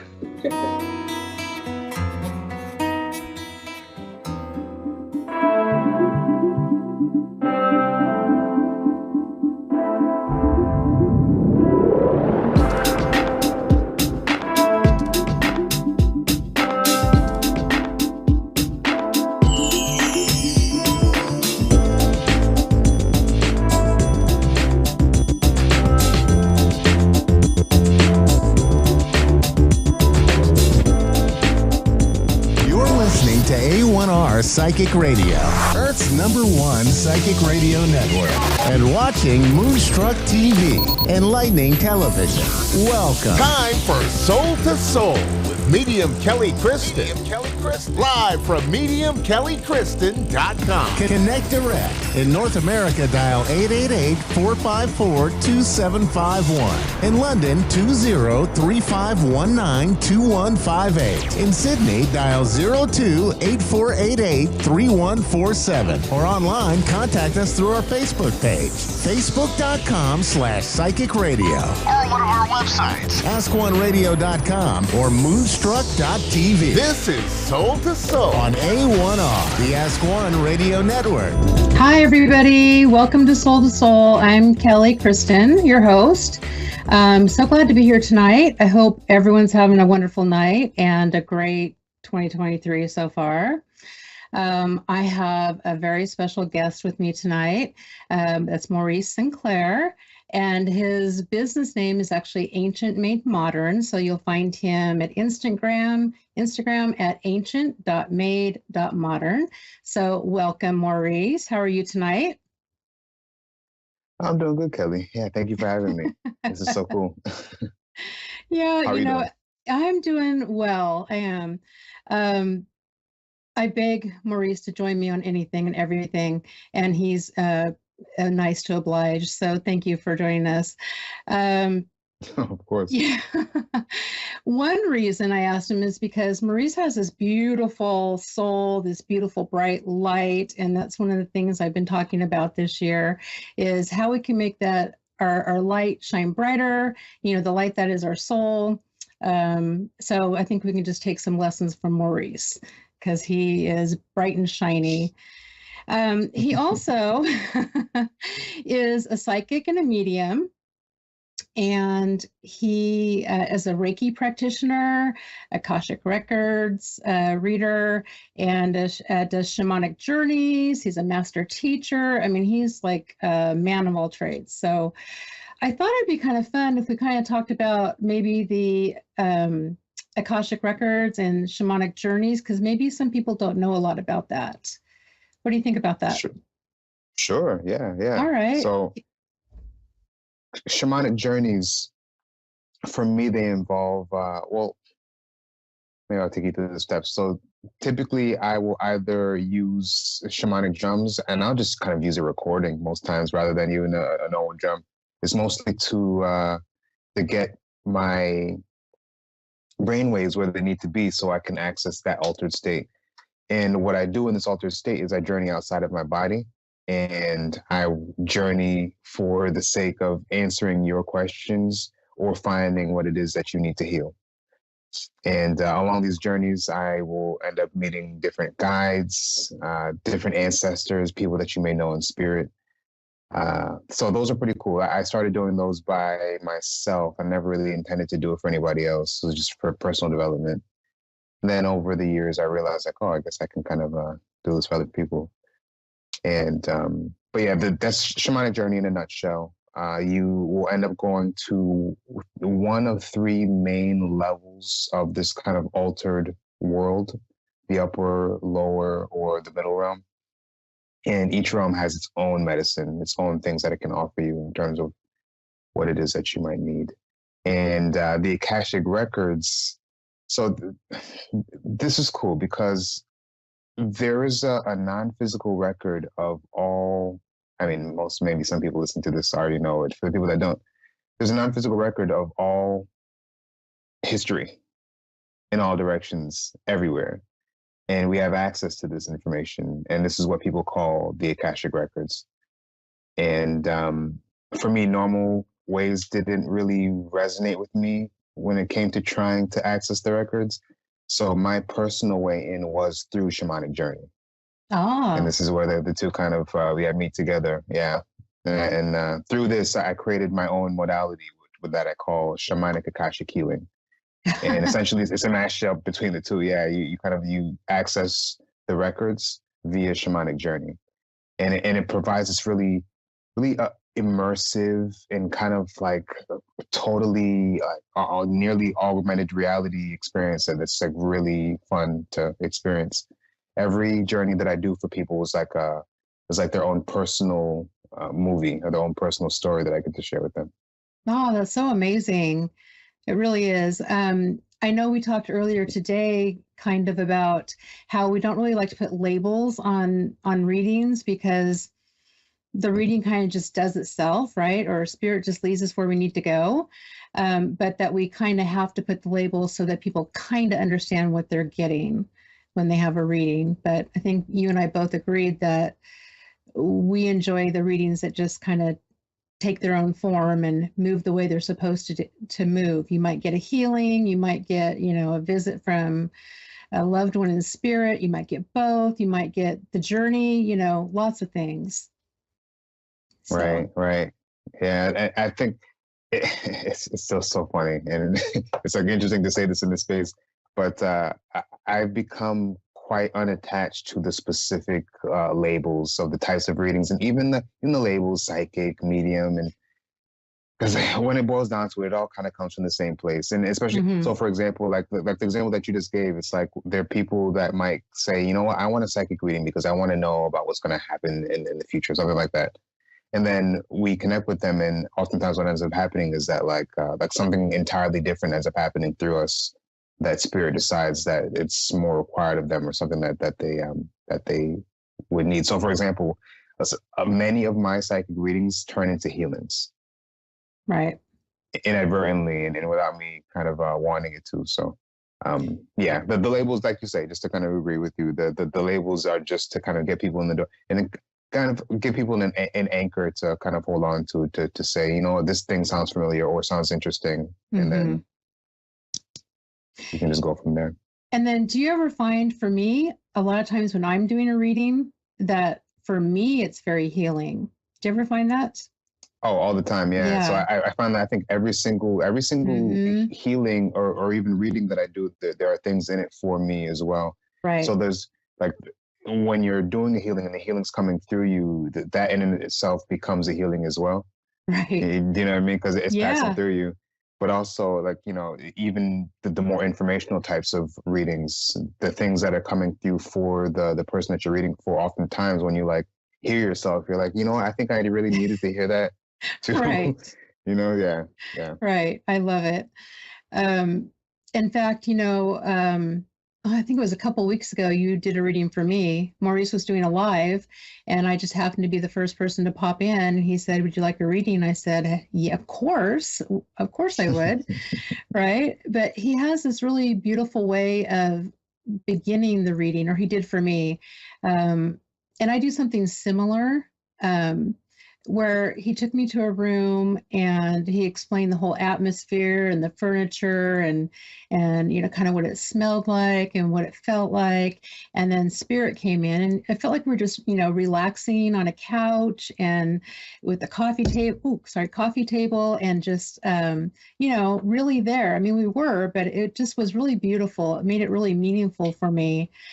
And is that something that you do with all your readings, or you just let them go, or do you take them sometimes somewhere else? Because sometimes I'll do like a little journey and we'll go to a forest, or sometimes we go to the airport. I mean, it's just different places each time, but I just wondered if you start yours that way each time. Airport sounds cool. I gotta try it. but not every time. No. So sometimes I feel guided. Every time that I was doing mediumship readings that day, and typically for me, when I do mediumship readings, I will do a visualization inside, and I won't always verbalize it outward, but sometimes I'm guided to kind of like talk it outward.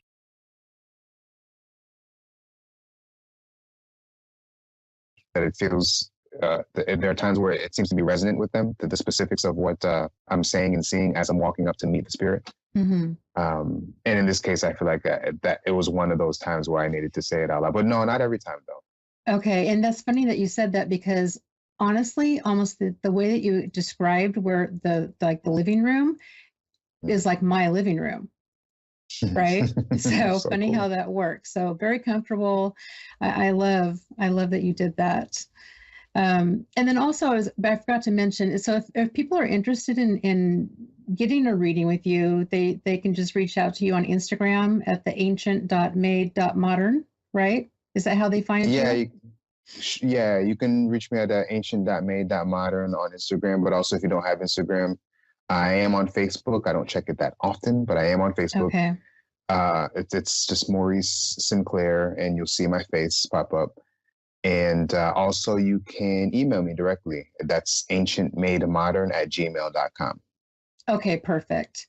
And I'll also put it on my page. So if you are following me on my Instagram at Medium Kelly Kristen or on my webpage, mediumkellykristen.com, I'll put his link on there as well, because it's fun to get readings from different people. You know, it's fun to get readings from friends who are mediums, and it's just really fun to experience different modalities. I do want to talk about one more thing before we run out of time. Maurice and I do an event every month just about called Soul Journey Sunday, and it's a really beautiful event, but this is actually coming up on Sunday, and this one's going to be a little bit different because we're inviting a special guest, Tony Stockwell. You can find this event on Eventbrite. It's called Soul Journey Sundays, and it's going to be this Sunday from 2:30 to 4 PST time. Normally, you would maybe get a chance to have a reading with Maurice or myself, but this time we're going to have special guest Tony Stockwell. Maurice, do you want to comment more on that? Yeah, it should be a good time. He's a world-renowned psychic medium, among many other things, and and I'm not sure if you're going to link the event to your. I have it on my page so people can as access well. it and check it out and read it and stuff. For sure. Yeah. Hope you guys can join us because this one's going to be really special. And then after that, you can find other information on how we usually run it. It's also very special. I don't want to run out of time, but I want to thank you so much for being here.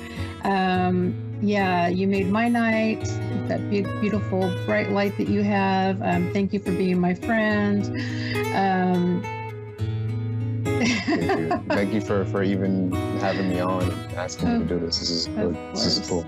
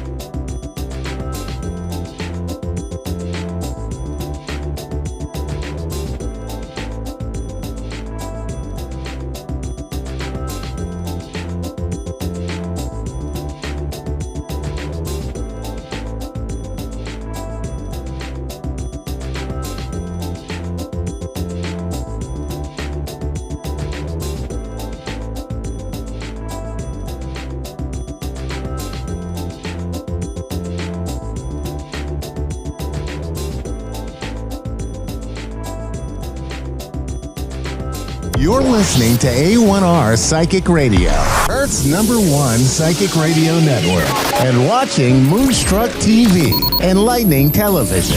Welcome. Time for Energy, Healing, and Spirit Talk with Tammy Petricelli.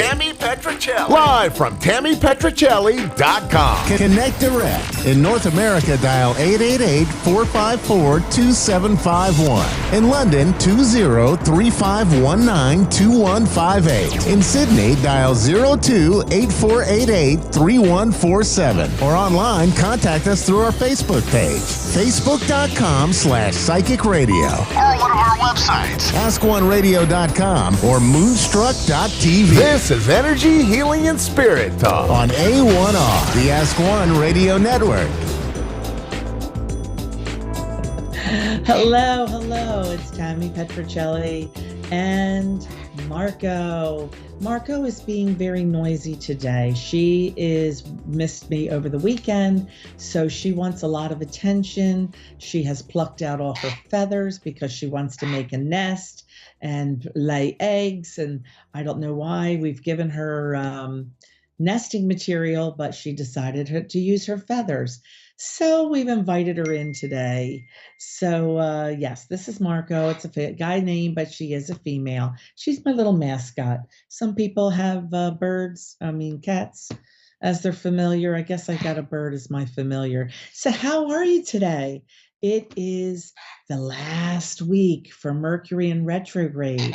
So let's all get prepared to have much better communication by the end of this week, because tomorrow is the last day. It ends, I believe, on the 18th.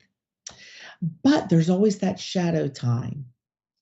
So, we may have a little leaking into the 19th, the 20th, the 21st. So look for the new week to really feel the energy shift in a positive way for your communications. That doesn't mean that you can be more vocal about things or complain about things and people aren't going to understand them. No, we're still going to use those. We're still going to use our manners and make sure that we dot all our I's and cross all our T's. Oh, she's going to go behind me. There you go. She's probably eyeing that water glass she can't get into. So I hope everyone has had a very good week. I'm going to move that water glass because I'm sorry. I guess she told me. Anyway, so yes, last week we congratulated Caitlin. Caitlin is the winner of the free reading, and we were able to schedule our time, even though we're going from the United States East Coast to Adelaide, Australia. So I'm happy to work with her, and so it's always good to watch Moonstruck.tv or listen to A1R Psychic Radio, because you never know when I'm going to offer another free reading. Okay, Terica in Toledo, Ohio. Ohio. How are you, Terica? Hi, how are you? I'm doing great. Thanks for calling in. Do you have a question for me or a situation, or would you like me to connect you with a loved one? I can a question, I guess. A situation. I'm sorry? A situation. Okay, what's the situation? What's going on? Like with my finances. Oh, this has been a really this energetically, this time period has been either feast or famine, I want to say. People are either staying where they are and not progressing, or and others have really been progressing. So I guess it depends on which side of that yin yang button you're on. Are you already working 2 jobs? Do you have a regular job and a side hustle, or 2 part-time jobs? Nope, I had one regular job. but you're considering another job or another side hustle. You understand? Yes. Yes. And is this okay? So I feel like you're kind of thinking between two different things about doing something on your own or doing something like DoorDash or Uber. Do you understand? Are you contemplating making changes that one means that you're doing something on your own little business or your own little side job?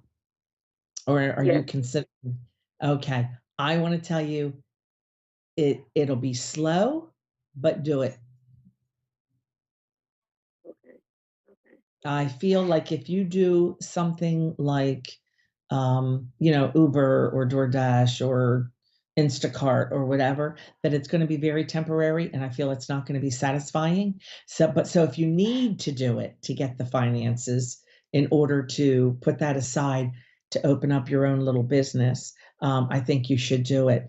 And are you looking into something that has to do with cosmetics or hair or makeup? Here. Yeah, go for it. You don't have a license though, is that correct? No. Like a Well, cosmetology yeah, I license. have a nope, I don't have a cosmetology license, but I have a like a I'm LCC, like a business certificate, like. Oh, okay, okay.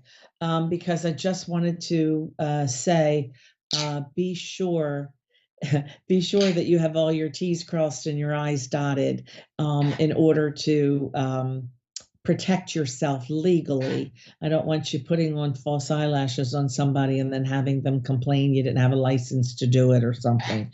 That's Okay. what I want to just say, that if you're going to go pro, be pro, get that business license, get a incorporated or whatever you need to do to protect yourself, because everybody out there, I live in a sue state. It's a lawyer state. Everybody's suing everybody. And I just feel like you need to make sure that either you have that certificate to back you up or the license or whatever it is, that you're protected, that you come off professional. And I really feel that you will do that you will do that. I Okay. feel that. Um, but I want to say, go for it, go for it, go for it. Okay. And And I said the finances because I'm trying to buy a house also. So. okay.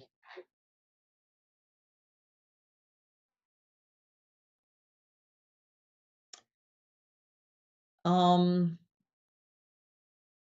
okay. I think the reason that I brought up the thing of like DoorDash, Uber, like type thing. So you may need to do your business come on, part-time, or like start it and get it going in order to get that extra cash. Let me tell you, it costs a lot of money to move. Even if No, somebody gave it you, does. it costs a lot of money to move. By the time you get with a curtain and a rug and that furniture doesn't fit and whatnot. So I'm feeling like you may need that second job just to put some away in order to either have it for the house or have it for the business. But I really feel good. I feel like, don't be afraid. Figure this out. I feel like your fear is because you have someone chirping in your ear about the fear part of it. Can't afford this, or do you understand? Yes, I do. Yeah, you do. Stop listening to them. Only listen when they have positive, helpful information to share. Okay. Like if they say, oh, here's a great realtor, here's a great mortgage broker who can tell you how much you need to make or what you need to do in order to get that approval. I feel like those kinds of people, you need the support, because I feel like you're hearing somebody chirping in your ear, telling you all the hard stuff. It's not the Definitely. first time you went through a hard situation, is it? No. I'm going through one Yeah, right now. exactly. I do feel that now, are you married or have a significant other you live with? Yes. Okay, because I just wanted to say I did feel that you would not be doing this alone. Okay. Um, but I really want to say I feel like um the housing situation may change, whether you take in another person to help, get a 3-bedroom place so that you can rent space to someone else. I just feel like there's a third person or a different person coming in that will be able to help. So whether that's a business partner or a tenant, should we say. I do feel like Okay. there will be some creativity there in making things work. Okay. Okay. Yeah. Well, Tarika, I hope that Definitely. helps. Was there anything else? Nope, that was about it. Okay. Well, I hope it helps. I hope you'll get some answers. You got some answers to your questions and feel a little more confident about your decisions. And I want to thank you so much for watching Moonstruck.tv and A1R Psychic Radio and tuning in to Tammy Petrocelli, Energy Healing and Spirit Talk. And if you guys want to get your own private reading, we can do it by Zoom, we can do it by phone, we can do it in person if you're in my area, and just go to TammyPetrocelli.com or PikeCreekReiki.com. I have 2 websites, and I'm in Newark and Lewis, Delaware if you're in the area and want to go live. And I want to thank you guys for joining me. We will be right here, same place, same time, same stations, and I will see you next week. And Marco, well, we'll see her whenever, but we're just grateful she's quiet. Kisses? Kisses. Oh, no. Oh. Now she's really being fussy. Thank you, guys. Bye-bye.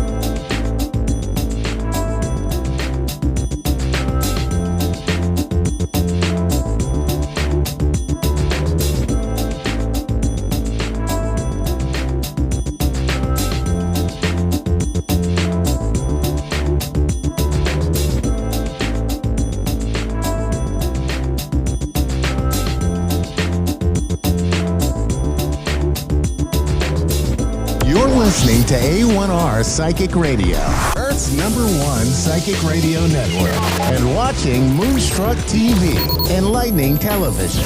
Welcome. And now, Reverend Elliot's Magical Window with Reverend Elliot.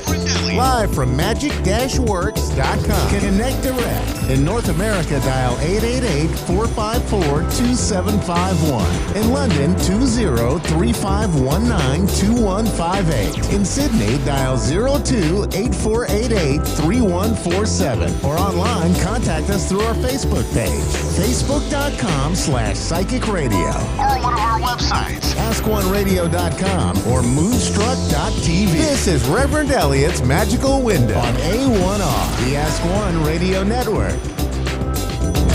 Greetings, fellow seekers of truth, wisdom, and light.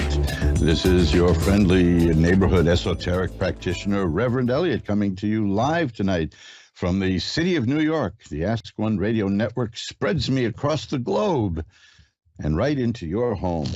As I shuffle up the cards, we're going to be doing an hour of readings, well, a little less than an hour, deducting the time that I'm going to babble for a little while first. I get in the habit of doing that. I guess it's worse when I miss a couple of, like a month of shows, and then I come back on and it's like pow, and the next thing I know the show is over and I've been babbling away. But hey, it's a new year, and nothing has changed so far. We have still political scandals rocking the world. What a shock, the new stuff with the classified documents. Boy, there's something I didn't expect. And a congressman who was elected even though he only told lies. Now, there's a new one for you. I mean, this is a guy who never told the truth about anything, and he got elected. What kind of message is that going to be? I understand stretching the truth a little bit. This one says she's a Native American. That one says he was a war veteran. And, they stretch it a little bit. I was talking to Albert Einstein about that just a few weeks ago. No, wait a minute, that couldn't be. But I'm floored by somebody who, I often wonder if these people even think they're going to win when they do something so bizarre like that. Because here's a guy who did nothing but lie. He's a congressman here in the New York area. He told lies about everything. Everything he said about himself was fake. My question is, so what? He says he graduated from Brandeis University and he never went there. Well, what if he identifies as a graduate from Brandeis? Isn't that the thing now? Whatever you identify as, you are. You live your authentic life. Maybe that's what he was doing. But this is, there used to be a saying: don't steal anything small. If you're going to risk going to prison for theft, go for the big time, which is kind of, to me, silly advice because I don't believe in stealing. But the idea that somebody could actually do nothing but lie and still be believed and be elected, that's remarkable. I mean, we just, people feel disappointed when the elected official they find out was lying about whatever their record was, and then we find out that it wasn't true, and then it's sad. We feel let down. Why? I don't know. But could you imagine that? I mean, how could you live like that, knowing that every single thing you say and everything you have told people, your whole life story, you just made it all up? I mean, that's remarkable. And now there's nothing they can do about this because there's no mechanism to remove him. And you certainly, who among them is going to cast the first vote, to paraphrase a biblical expression, to oust the guy for lying?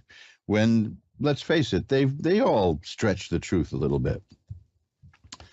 But to deliver nothing but lies, I mean, I'm flabbergasted by this. It's just astonishing to me. So that's a humorous start for the year, because the question is, how are we going to seat him? Now, of course, I talk to people about this and they say, well, why don't we get a petition together and recall him? But you can't do that because there is no recall for members of Congress. As much as you would like to have that, it doesn't exist. You just have to go with the flow with this guy. He simply was out there spreading his truth, as he likes to call it. It's really peculiar. Now, I mean, I mentioned the senator who claimed to be a Native American. She's got an escape valve on that one because her grandma told her that, and she bought it and believed it. But it's different if you make the whole thing up. I could tell you things about me and my family.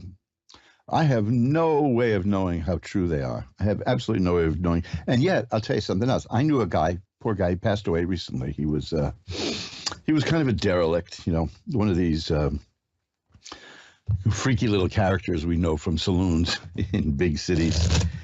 And everybody made fun of him because he said that he had been big in the music business and he knew all the big stars in rock, and they just thought that it was so delusional. I happen to know that he was telling the truth. I met him through a fellow named Tony Bon Jovi.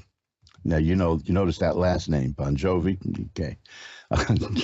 Tony Bon Jovi is the one who gave his nephew or his cousin, I don't remember now, I think cousin, John Bon Jovi, the job sweeping up at the recording studio over here on 10th Avenue, and then launched a record career for him. And this guy was there. He was a runner-up in the International Music European Festival. I forgot what they call that, the Eurofest or whatever it is. And he was part of that. And yet, big names would come by and talk to him, and people wouldn't even believe that was they. So I don't know. I've learned to pretty much accept what people tell me about themselves if it doesn't matter. You know what I mean? And I come out of the entertainment business where people stretch their resume anyway. The whole thing is, I'll give you an example. Way back when I was starting, beginning, I was a baby, I was a comedy writer. And I wanted to deliver my own material because I like a lot of writers, I just didn't think that the comedians I was selling the jokes to were doing the jokes justice. Now, that could be called ego because they were professional comedians. They knew what they were doing and they knew what worked for them. So I was waiting in the wings of a comedy club, scared to death. Oh, how it took, used up like 5 years worth of nerve for me to get up on a stage and do that. I was very shy. I've got to tell you the truth, folks.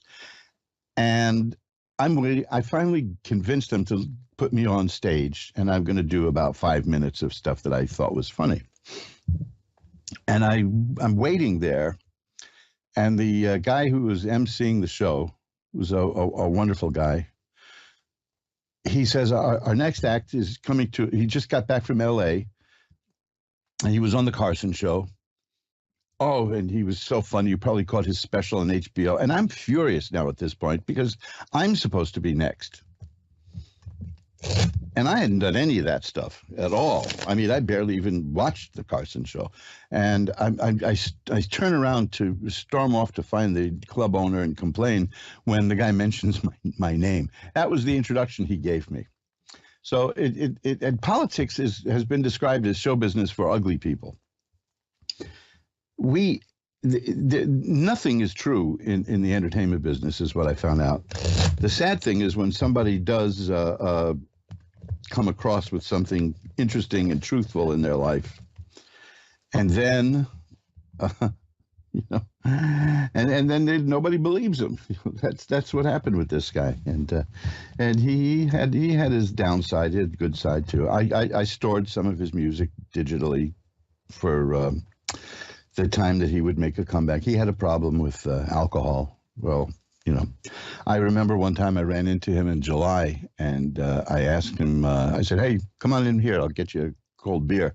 And he said, no, thanks, I've got to be someplace in November. Now, to me, that's funny. He was aware of the fact that he had a problem. But nobody believed that he had done all the things that he said he had done. And I knew that he had. So what do you do? So here we are, climbing up to Friday the 13th, and we're going to be spending the next hour taking phone calls and looking through the magical window of the tarot and see what it shows us for, let's say, the coming year. This is my favorite time of year for readings. So if you want to, please keep this in mind, because I do readings off the air also, not just here on Ask One Radio. I do these during the course of the week. That's I love doing readings for people from all around the world. We can do it by phone, we can do it by Skype, we can do it any way you want, Zoom, whatever you want. I'm easy to get to, but this is the time of year. It's at the beginning of the year, and it's always worth taking a look at the coming year. Do you want to be surprised by life, or do you want to have a little bit of an idea of what's coming?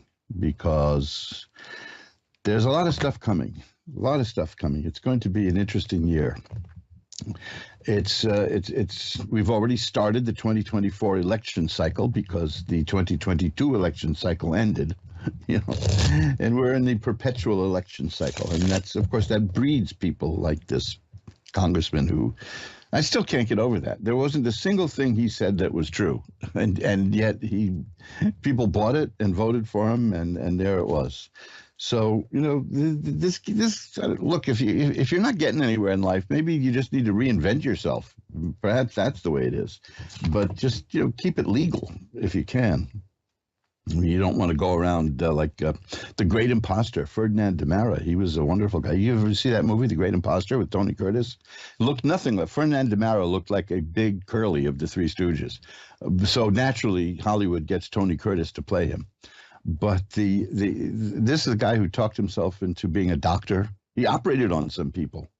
This is a guy who was the assistant warden of a prison. He didn't know what he was doing. He just, he parlayed a photographic memory and a gift of gab, and hell, people believed what he said because people want to believe you, and that's the thing. That's one of the lessons in life. Whether you're in politics or show business or just trying to sell, let's say you got a job that involves talking to people and selling. The one lesson I learned is that people are rooting for you. They may seem resistant to you, but they want to like you. They want you to like them too. So cultivate a smile and again, you see, I'm this is rare. I'm literally flabbergasted and speechless. Because I'm still thinking, I'm sitting here talking, and I'm still in the back of my mind, I'm thinking that there's a guy now in Congress who's going to be paid $180,000 a year to talk, and it's turned out that nothing he says is true. This guy's got a future. I don't know if it's behind bars or what, but he's got a future. I mean, my hat is off to a guy like that. It's like the Ponzi scheme guy, Charles Ponzi. That's for those of you who know what a Ponzi scheme is. It's it's an investment scheme where I talk you into giving me $10,000 as an investment, and then I talk somebody else into giving me $10,000 as an investment. Then I take $5,000 of your $10,000 and give it to that other guy and say, look at that, I just got you 50%, and then he rolls it over, and sooner or later the whole thing's going to fall apart. It has to fall apart. I mean, it must fall apart. That's the flaw there. But until it does, there used to be unlimited opportunity. If you could spot one, if you could get in on the ground floor, you'd make money. But now, of course, if you make money in a Ponzi scheme, even though you're an innocent participant, the government will take it from you and spread it among the people who got robbed, which I guess that's equitable. I have no idea how that works, but I don't go out looking for Ponzi schemes because you'll end up, living under a bridge. There's a lot of them out there. I did a screenplay years ago for a producer who wanted to do a movie about a mobster who puts his son through Wall Street training school, a business school. He puts the kid through business school, and the kid gets a job on Wall Street. And during the course of the film, he finds out that these people are bigger crooks than his family. And then he turns the tables on them. But I learned an awful lot at that point.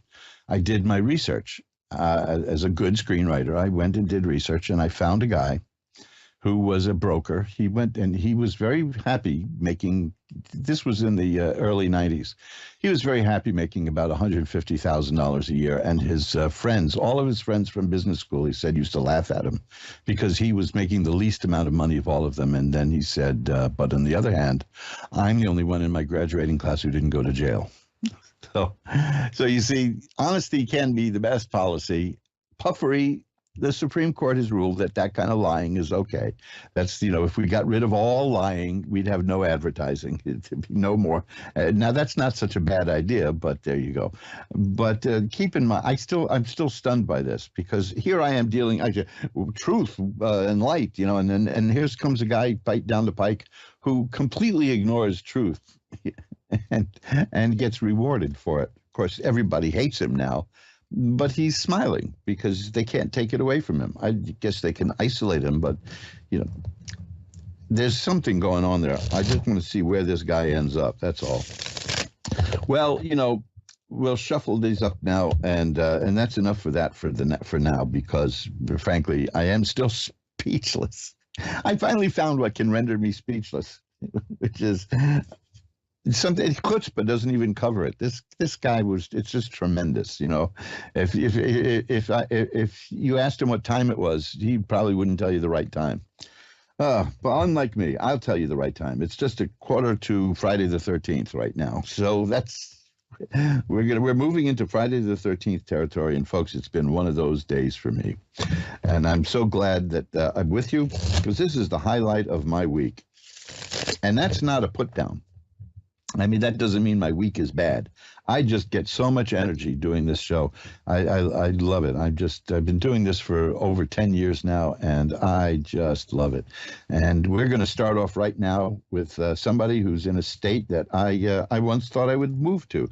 But first, we're going to ring a bell 3 times to declare sacred space. Notice I did that fast. Melissa in Batesville, Arkansas is on. Hi, Melissa. You're on with Reverend Elliot. Well, hello. So you Hi, thought how about are you? moving here, huh? Yes, I thought about, I guess, you know what it was? I think I saw an interview with Johnny Cash, and I think he lived in Arkansas at the time. But somebody at some point said something about flooding, and I'm not sure that, I think that turned me off a little bit. You know, it's like Maine. There were people telling me, come live in Maine. Maine is great. Just come bring your boots in the springtime because it's mud season. So that's the end of that. I'm not going there. But Arkansas is... We've not had a whole lot of them, but we've had 2 in my lifetime that were, pretty significant. They didn't get to my side of town, but the main part of town, it shut down for a little while. Well, it's not an annual thing. That's the one. That's the good thing. Oh, no.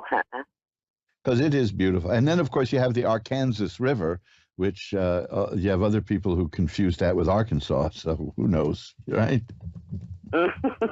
Yes, and you can't beat the Ozarks. I tell you, they're beautiful. Well, it's a beautiful part of the world, and I love to travel and see it. But I'm such a dyed-in-the-wool native New Yorker that I barely even leave my own neighborhood.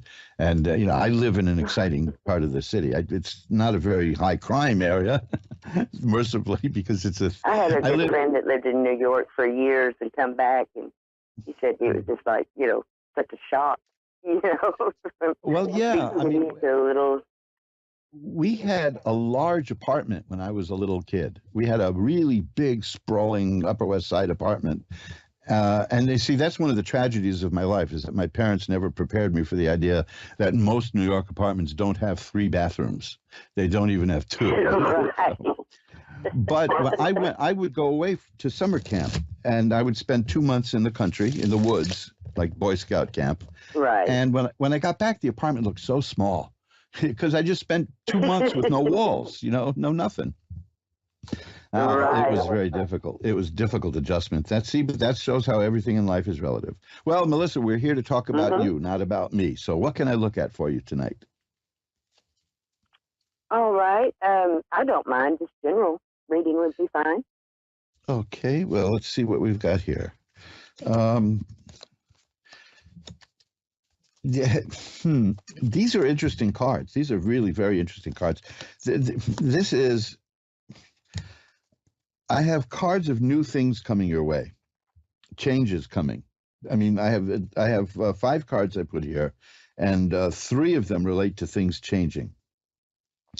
The first card, though, is the 4 of Swords is about taking time out and kind of being outside of things, relaxing, taking things easy. Is that what's been going on in your life? You've kind of been on the sidelines a bit?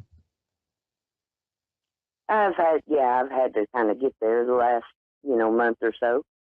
Okay, well, what I've got here is the Knight of Cups is here. Cups are about emotions and affairs of the heart and happiness. And I'm going to jump ahead because I also have the Knight of Coins. And the Knights are about the appearance of something new.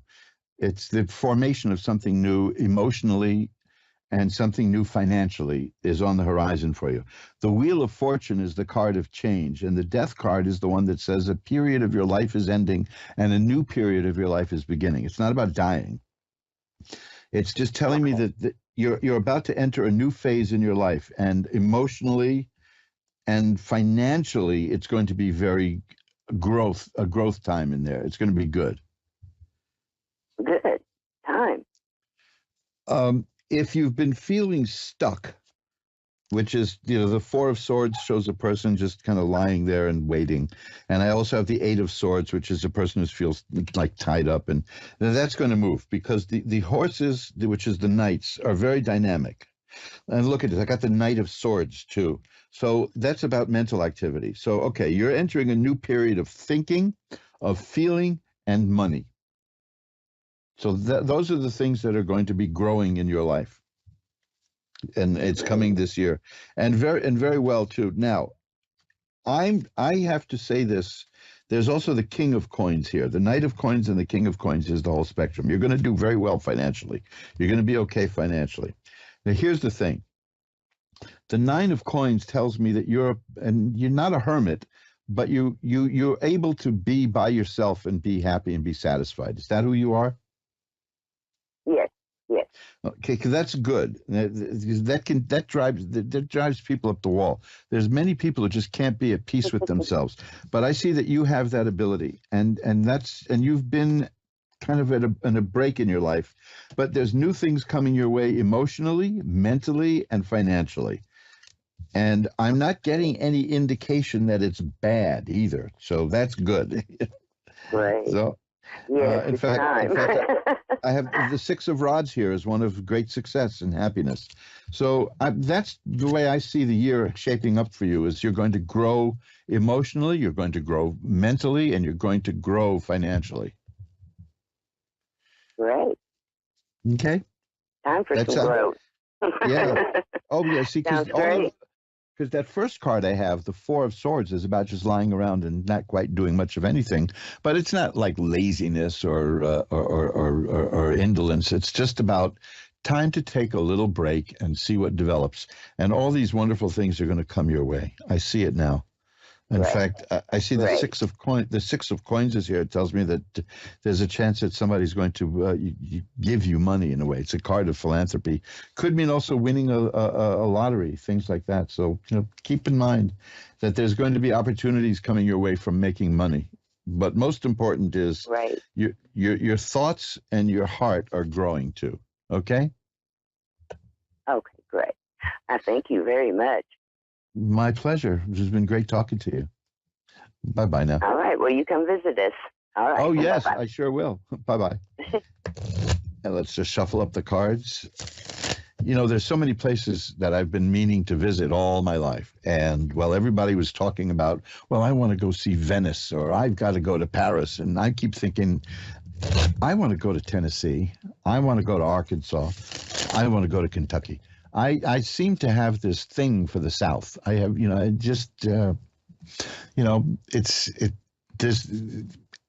Tennessee, I keep thinking of Jack Daniels, or is that Kentucky? Tennessee is not. Kentucky is the bourbon state, right? And then Tennessee is the Jack Daniels state. Arkansas, I don't know. What do you got there? Moonshine? I love that too, man. I knew a guy who ran moonshine from down in the South up here to New York City, and his biggest customer route along the way was Washington, D.C. This goes back many, many years, so I think the statute of limitations has expired. But moonshine, that is some heavy-duty stuff. Vladimir in Brooklyn, New York is on. Hi, you're on with Reverend Elliott. Yes, hi, how are you? I'm doing well. How are you tonight? I'm okay. So I was just wondering what's ahead for this year for me. Okay, I'm going to shuffle them up again and take a look. I don't get many calls from right here in Brooklyn. I'm just across the river. I'm just off Times Square. So let's see what we got here. Well, there's some interesting spiritual stuff coming. Are you a spiritual person in many ways? Yes. Okay. Now, that's an easy one to ask, by the way, because you're calling a show with people who do this kind of stuff. So I'm not putting that on. It's the High Priestess I got. The High Priestess is the person who can see behind the veil, who is very close to spiritual matters. There have been some changes in your life. I see that there are things that weren't working out, and you've been leaving that behind and moving to new things. Is that true? That is true. Okay, now that's going to work out very well for you, because the next card I have, that was the Eight of Cups. That's a person who's putting behind him the stuff that isn't working and going towards stuff that is working. And the next card is the Sun. The Sun is a card of healing and health and growth and happiness.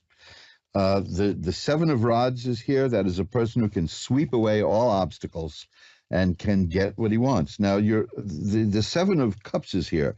That's a person of great imagination.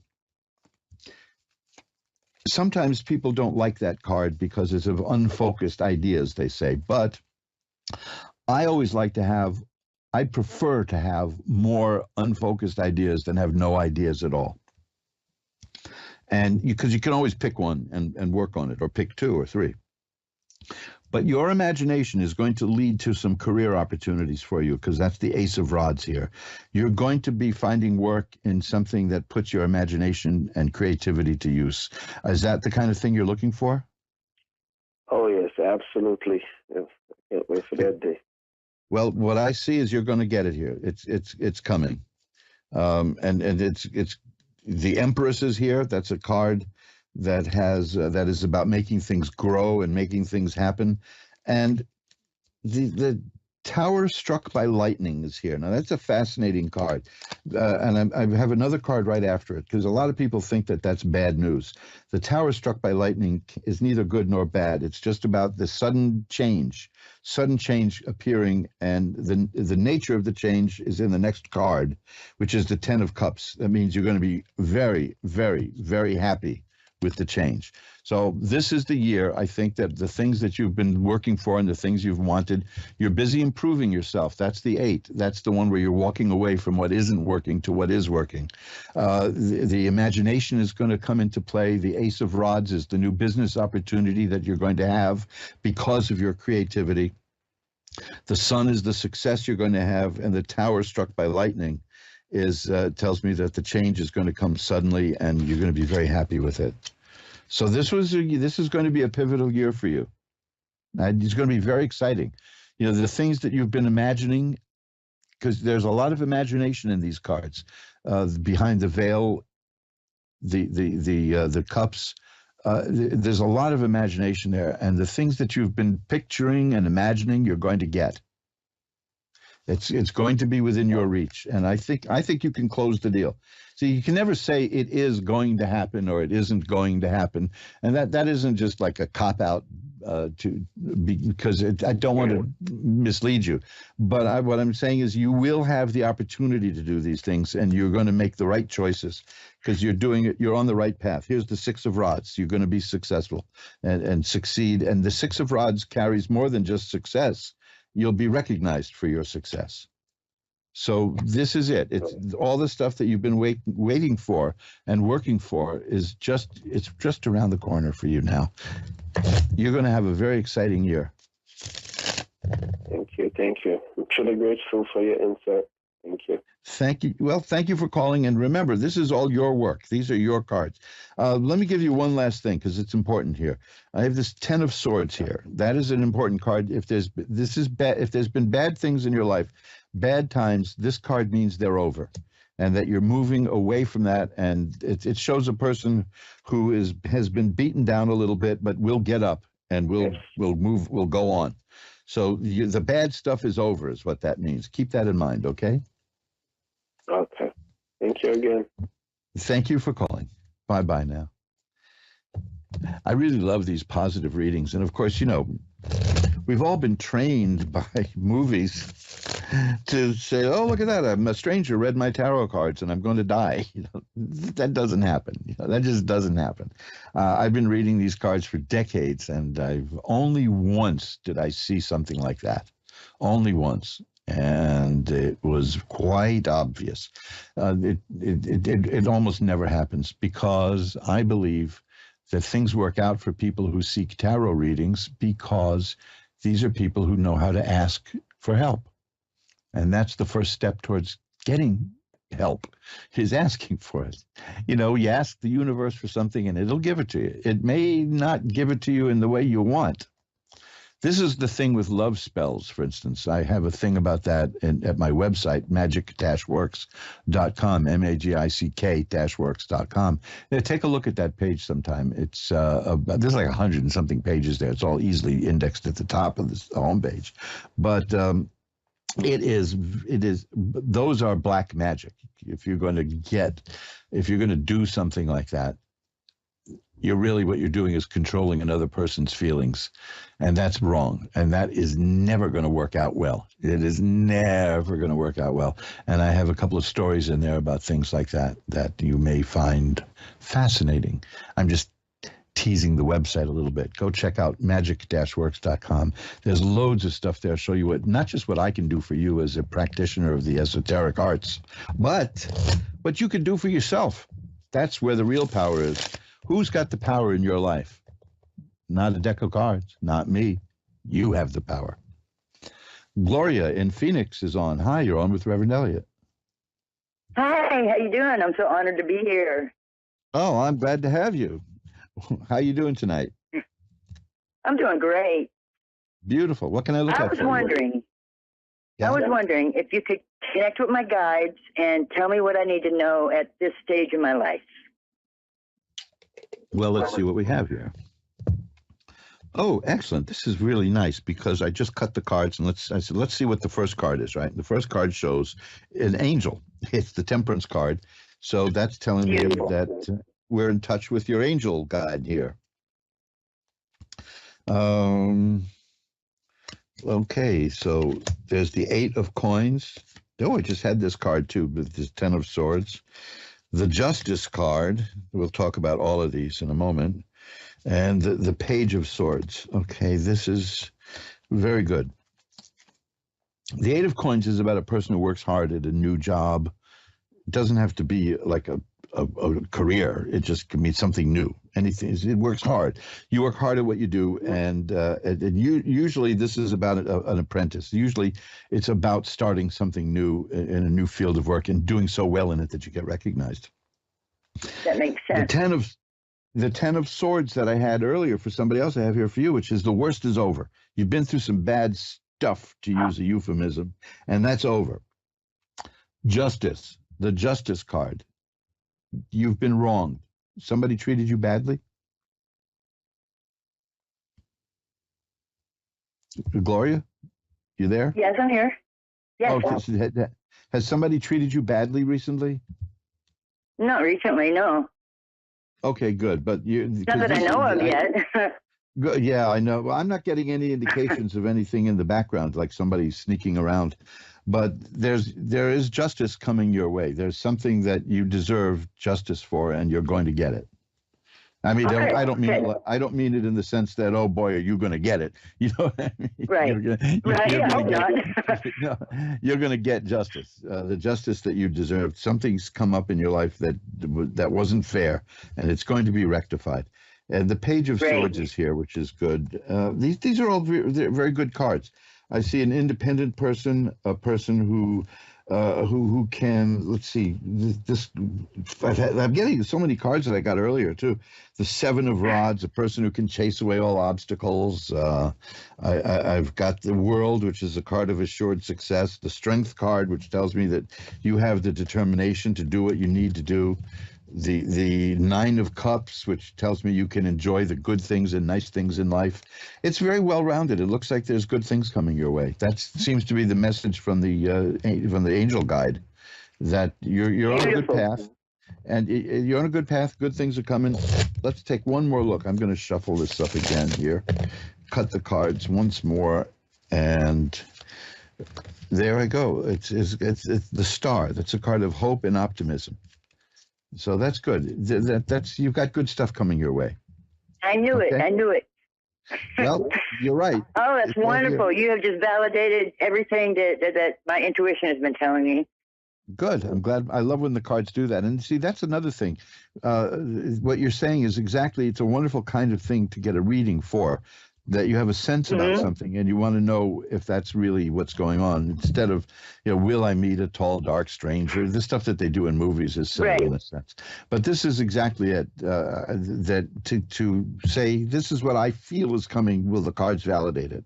And like, for instance, I think you're very much in touch with these anyway, because you asked about spirit guides and your guides, and I got the card with an angel on it. So there you go. Well, I'm working on my ascension, so... Well, that's one of the things we're here for, right? Thank you very much. It's my pleasure. I don't even have any words to say how much I appreciate it. Thank you. Bye-bye now. Thank you. Bye-bye. Happy New Year. Bye. And we'll shuffle them up again. You're listening to Reverend Elliot's Magical Window on the Ask One Radio Network, where we get together every week, generally on Wednesday at 11 Eastern, 10 Central, 9 Mountain, and 8 Pacific, to look through the magical window of the tarot. And like I said, this is the time of year that I really enjoy reading for people the most, because we're turning a leaf. You know, we're turning that leaf into another calendar page. It just dawned on me, I don't have a calendar on my wall for this year. I'm kind of flying by the seat of my pants nowadays. But I'll go to a drugstore or something and buy some aspirin and get a calendar from them. They're always good for that. But it's the time of year that I don't recommend that people get weekly readings. I know that you can make a good living reading for the same people week after week after week after week. I can't do that, because then after a while, the person you're reading for starts replacing their judgment with yours, and they lose a little bit of their own judgment because they keep saying, oh, I have to ask the cards this, I have to ask the cards that. But I like doing it around birthdays and around the beginning of the year.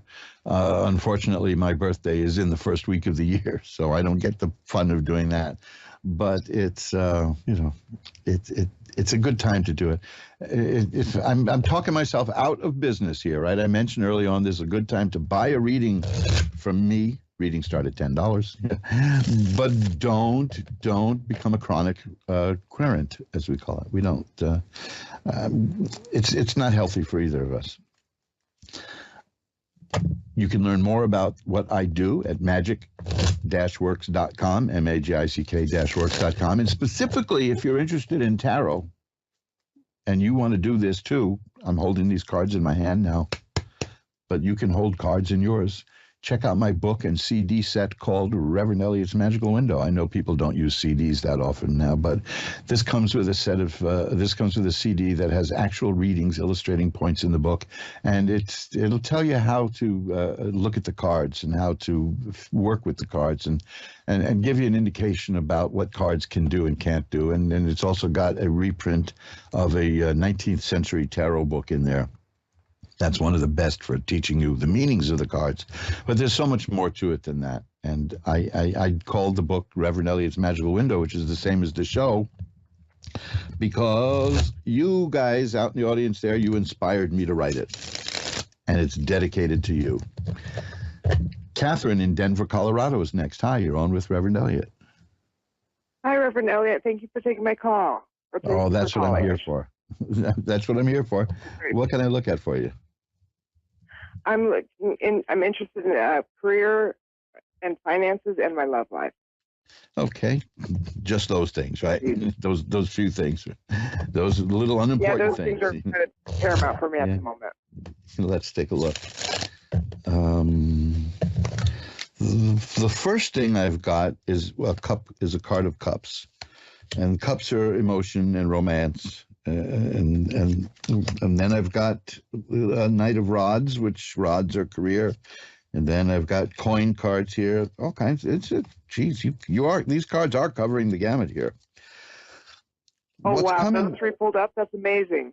Yeah, what's coming up here is the first card is the Queen of Cups, and that means that something is taking shape with you in terms of emotion and feelings and romance. Is there something new going on in that field with you? No, I've been in a relationship for almost 4 years, but we're separated, not like in a negative way, but this month by location. Okay, well, I'm really the Queen of Cups I don't know how to, that's silly. I mean, I don't know how to explain it. I was going to say in this context, but of course it's my job to explain it. I should know how to explain it. It's about the feelings are still developing. The feelings are growing. This is why I ask if it's relatively new, but a few years is not particularly new, but your feelings are still growing in this relationship. The moon is here, which is about the unconscious mind, and it's a message generally to pay attention to your dreams, and you can get some information from your dreams. Do you keep a dream book or a journal like that? I very rarely remember any dreams, to be honest. They say that's the whole point with a dream book. It's bizarre. It's one of those weirdest things in life is that I wake up from a very vivid dream, and then a half hour later, I don't remember it at all. I just know I had a dream. But if you can keep a book by your bed and start writing down what you dreamed as soon as you woke up, you can keep it that way. And this is saying that you may benefit from that. I will say, Reverend Elliott, my feelings are huge. Like, I'm deeply in love. He is the love of my life, but I'm trying to see if his feelings are going to develop. You're going to see what? I didn't catch the last part. If his feelings will develop more deeply again. Well, let's see what we've got. You want me to take a look at that? Yes, please. Thank you. Okay. I'll shuffle them up and take another look at that. Okay. And let's... Now we'll take a look at what's going on with this other person. How's that? Well, okay. The first card I have is the Lovers. That's an interesting card right there. Okay, so that's just confirming that we're on the right track. There's a couple of cards that I've had before today. It's the Seven of Cups. This is a person of great imagination, but unclear. The thoughts are not clear. You know, there's a lot of thoughts, but it's not. It's sometimes unrealistic thinking, and sometimes it's just dreaming. But it's not very stable in that sense. You know, it's fluid, the thinking. Sure. Emotionally speaking, the Page of Cups. The Page of Cups is about. It's almost the direct opposite of that. The Page of Cups is about the emotions solidifying. So I'm seeing that there's a possibility that this is growing. Because you go from the Seven of Cups, which is unfocused and nebulous, to the Page of Cups. The pages are earth. The pages are very concrete in that sense. The Seven of Rods is here. Now, that is the person who has learned to sweep away obstacles. The Ten of Cups is here. That is a card of great happiness and joy in a relationship. Ultimate happiness. I put a card above it all to see what the aura is around the whole question. And the question, I have the Three of Swords, which is a sad card. I'm getting the sense that this is a person who's been hurt before. And so that's kind of getting in the way. You what? We've all been hurt. He has, but who hasn't? Yeah, tell me about it, right? You know, but this is still there. It still seems to be alive for him. So that's what I think that what you're sensing is he's kind of holding back a little bit, but it's not because of you. It's because of what happened before. So there's nothing I can do to help that. Yeah, there is. Let's see what we can find here. Let's see. Well, this is great. I've got three major cards here, and they're all women too. The Justice card, the Empress card, and the World. You're going to make this relationship grow and succeed. That's what I see. That two people. Yeah, you're going to be the driving force from the way things are now. You see. Okay. The Empress is not, now the Empress isn't, it's not artificial. This is that a person who is nurturing and can make things grow. And I think that the key there is nurturing. It's not like you're going to force this relationship to happen. I think that he will learn to feel safe with you. Okay, good. Because remember, I think he has been hurt more than he probably even wants to tell himself. But the Justice card is here, so you're going to work that out with him. The Empress is here. You're going to make this grow. And the World is here, which is a card of assured success. I think that it's saying that you being you is what's going to do it. You know, if you want to know what can I do to do this, keep being you. I like that. Thank you, sir. Because you'll do it. Just remember, the Empress card, that's the person who nurtures and makes things grow. The Justice card is the person who heals in a very real way. I mean, we're talking about healing a heart that was broken, really. And the World card, the World is the card of success. And it can be done. So, Now, if you it gives me a lot of assurance. Thank you. Now, I've got to run because I only have a couple of minutes left. But if you need to hear this again, you can always go to askonradio.com and look at the archive and play this show. And, you can download it in the podcast section, or you can download it in, there's other sections, the partner section. There's all kinds of ways you can get hold of this show, even at YouTube. And listen to the last part where I speak to you, and you'll hear it, because you have the potential. I got it again here, the 10 of Cups. That's a very happy family and a happy home. So there's great potential there. Thank you so much, Reverend Elliott. That's huge. Thank you. My Rest pleasure. with a peaceful heart tonight. Thank you. Bye-bye now. And hey, look at that. We're rounding the corner to the end of another edition of Reverend Elliott's Magical Window. And I just want to tell you that I have been a busy little guy here. I've been playing with the computer. Remember, I was away for quite a while because the computer died on me. And I really blew their mind because I didn't want to buy a new computer. I wanted them to rebuild this, and they did. It cost enough, but it was less than getting a new computer. But money wasn't the object. I'm accustomed to this particular computer. And they didn't upgrade it, which is fine. Eventually, I'm going to have to upgrade the operating system because that's the way it is. I mean, I have a telephone sitting here right next to me that I can't use to make phone calls anymore because it's got a dial on it. And they've upgraded my phone system here so that dials don't work anymore. But hey, what can I tell you? There's still gadgets you can buy that you can hold up against the mouthpiece of a phone and hit the buttons and get the number you want that way. But I'm making up for lost time, and I have been designing, and this is what I want to talk to you about for a moment. If you go to magic-works.com, magic-works.com, the last time I was on, I mentioned that I'm restoring a book from 1833. And I am restoring a book from 1833. I mean, who would lie about that except a member of Congress? But that's tough on the eyes. That's really my vision is not so hot these days. So to relax, I've been adding to my collection of occult jewelry. You can find that at magic-works.com, magic-works.com, and click on the occult jewelry thing there. There's always a sale going on. It's not me lowering the price. It's the company that you buy it from, and they ordinarily take 15 to 20% off.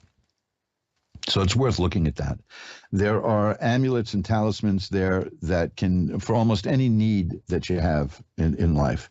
And those are important because these things are symbols that focus our energy. I'm wearing one right now. I've got one right now. It's a talisman of the moon. And it works towards getting you what's going on and what you want in life. Hey, listen, something? I got a couple of more minutes left. Kathy in Wyoming, I'm told, is holding on. Hi, Kathy. Did I overlook you? Oh, I did. Hi. Kathy. Hi. I'm sorry. I just got done saying that my eyes aren't what they used to be, and I realized I missed your I missed you on the board there. So we got a couple of minutes left, about 5 minutes. What can I look at for you?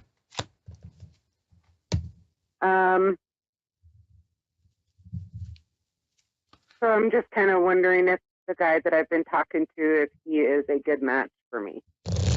Okay, let's see. I've shuffled them up, and okay. See, now this is the third time today I've gotten this card.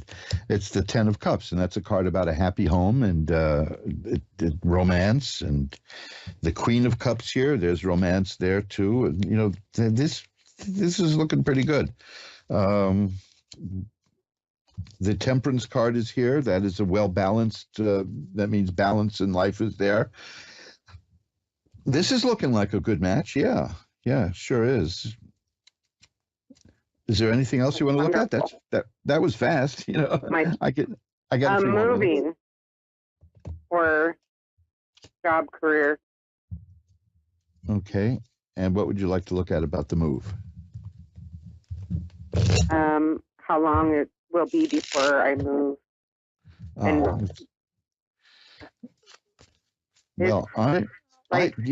This moving is from Wyoming to Washington. Well, let me tell you, this is funny because there are several cards here that specifically show that. One of them is the 6 of Swords. It shows a person on the water in a boat, moving the boat from here to there, and a lot of times it's taken in a metaphorical way, like you're going to move your life from here to there, you're going to get what you want. But this is the card that shows up when people are moving. So this move is going to happen. It's going to happen soon. I can't give you more than that. There's a little bit more waiting coming in. The Three of Rods is here. That's working with other people and waiting to get have this something reach fruition. So, oh, and there's money in the ace. You're going to be well paid here, right? Because I got the Ace of Coins here, and that's the beginning of a good money stream. So that's going to work out well for you. Wonderful. Yeah. So the Six of Swords just confirms that the move is coming. Oh, thank you. Thank you so much. Anything else you want to see? I appreciate that. Well, I'm sorry I almost missed you there, but it's That's okay. I'm a little discombobulated tonight. I was just like, oh, he'll get to me eventually. It's okay. Thanks for calling. Thank you for calling. Bye now. Thank you so much for your help. My pleasure. And now that is really it. That is it. I can't believe I overlooked Kathy in Wyoming, which is very funny to me because the great comedian Milt Kamen, who is almost completely forgotten now, he was an actor who appeared in a couple of movies here and there. And he used to do a whole bit about how there is no place called Wyoming. That Wyoming, he said that they made it up just to fill out the calendar. Great. There I am, one-track mind here, to fill out the map. And that was his, and he would talk about how there is no Wyoming until he worked himself up into a lather. And speaking of lather, don't forget, get over to mojoacademy.org and take a look at the Mojo Brothers shaving soap, because I just had a wonderful shave today, and that is the lightest, fluffiest, most wonderful shaving soap. And if you're a man and you don't use this kind of shaving soap, you are not treating yourself properly. And all you ladies out there, this is just perfect for your guy, unless he's got a beard. Then forget it, But I strongly suggest that you go over to mojoacademy.org and take a look at the Mojo Brothers shaving soap, because it is, oh gosh, it's really the, look, we sell it, but it is I use it. I use it because it's the fluffiest soap I've ever encountered, and it makes shaving so much easier and more pleasurable and sensual instead of just a chore. So the website for that is mojoacademy.org, where you will find many books, and hopefully coming soon will be this book from 1833 on the nature of solitude. I sit alone and I work on a book about solitude. Isn't that kind of symbolic? That is, I feel like an old-fashioned scribe. But that's the way it goes. We like to say there is a book there that will change your life at mojoacademy.org. And magic-works.com, MAGICK-works.com. There's well over 100 pages of magical lore and things there, movies to see, all kinds of stuff linked there. I'd urge you to take a look at it, because you'll have a good time there. And you'll learn a lot of stuff that you can do for yourself magically. Magic is nothing to be afraid of. Human beings have been doing it for thousands and thousands of years. In fact, anthropologists would argue that is what made us human, was being able to recognize and see and use the magical arts. So it's all laid out there at magic-works.com, MAGICK-works.com. So, from the heart of New York City, high above what? 10th Avenue, right? This is Reverend Elliot, and I will see you again next week. And until then, remember, who you are is the universe's gift to you. Who you become is your gift back to the universe. Bye-bye now.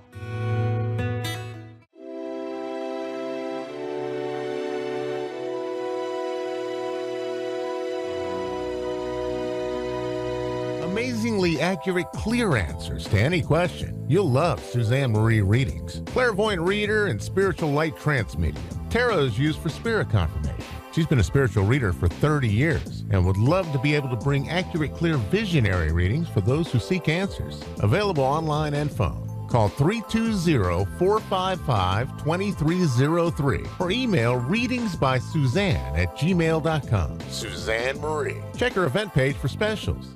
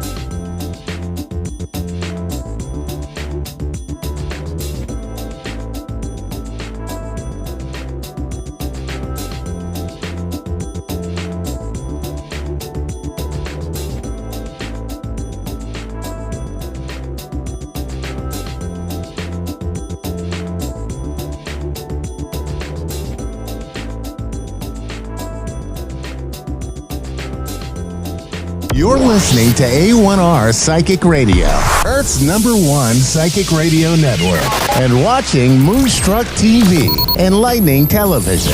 Welcome. Time for Insights into Consciousness with Anna Olson. Live from AnnaOlsonIntuitive.com. Connect direct. In North America, dial 888-454-2751. In London, 20-3519-2158. In Sydney, dial 02-8488-3147. Or online, contact us through our Facebook page, facebook.com/psychic radio. Or one of our websites, AskOneRadio.com or Moonstruck.tv. This is Insights into Consciousness on A1R, the Ask One Radio Network.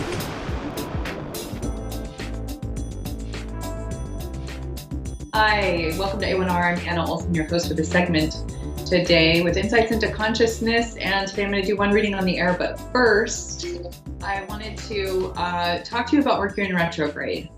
So I'm also having to remind myself about this. And this is also why I wanted to focus on the topic, because whenever you teach something or you talk about it, you tend to learn more and more about it. And the more I talk about it, trying to give other people basically like an idea of what Spirit wants them to know, the more I will get those messages from Spirit. So first of all, when I say Spirit, I have to explain what that means, because this practice is not religious.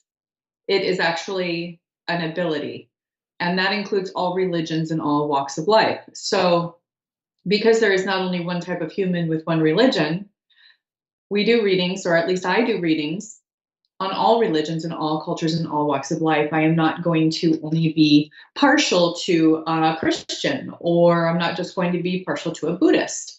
I will do readings on every religious background and every culture, because I'm not racist. I'm not biased in any way.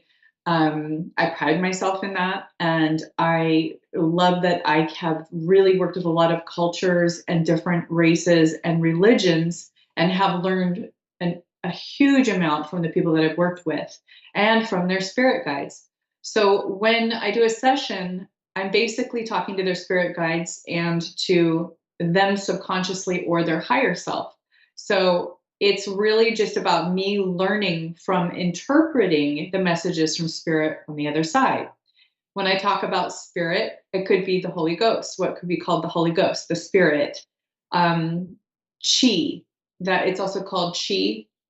It's also called, just your ancestors, your spirit guides, loved ones who have passed, and other people that you may have associations with who are even now living. So I still get messages from people who are currently still alive on the planet. And the way that that happens is through remote viewing. And we know that this is a thing they've used in the military for a very long time. And as a matter of fact, the Oracle of Delphi from way back in the ancient times, the Babylonians, this has been a practice for a very long time. And this is something that is an ability. It's something that helps other people. It's so much. So I just really want to talk about Mercury in retrograde and how that really ties into what I'm talking about Spirit. So first of all, right now I'm just going to ask Spirit, which would be guides and angels that want the current viewers, whoever's going to come across this video, to tell me exactly what they want me to say. I have not rehearsed this or thought about it. It's just by the seat of my pants, just on the fly. So, I'm going to start the reading now, basically, and anybody who watches gets this download. So I'm hearing basically that Mercury in retrograde is a bringing out the darkness.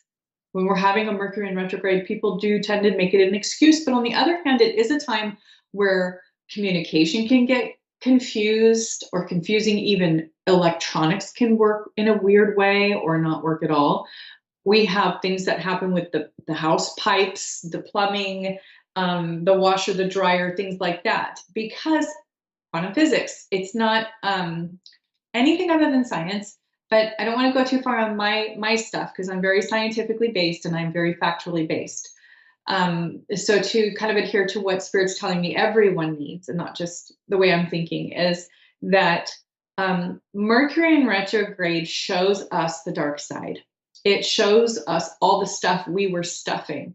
It shows us and brings up this time of the moon cycle, basically, or not just the moon, but the planet cycle, is similar to the moon cycle of the dark moon.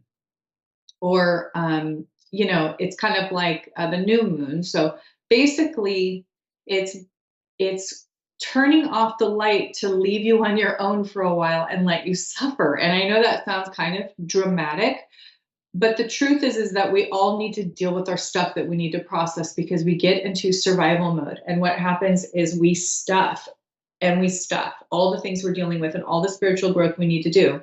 We go about our day and we just hide it. We stuff it in the background. We ignore it. And it has to come to light eventually. It has to come to fruition, because what the other option is that it grows into this thing that's in the dark and becomes kind of like a monster in your life. And you're on autopilot. This is also your subconscious mind, our subconscious mind, mine too now.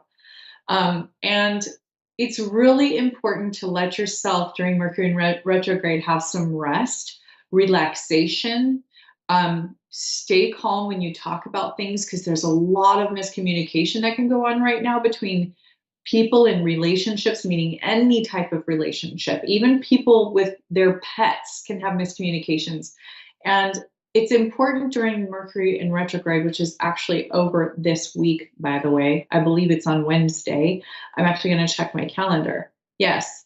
So tomorrow, January 18th, the Mercury in retrograde ends and we'll go direct. But then after that, we have up to 2 weeks where it will take some time to get back to normal.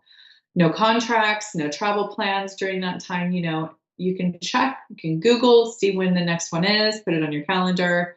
Know that may be a really difficult time emotionally, even hormonally, also relationship-wise, communication-wise, plan-wise, contract-wise, appliances, anything electrical-wise, the house, the plumbing.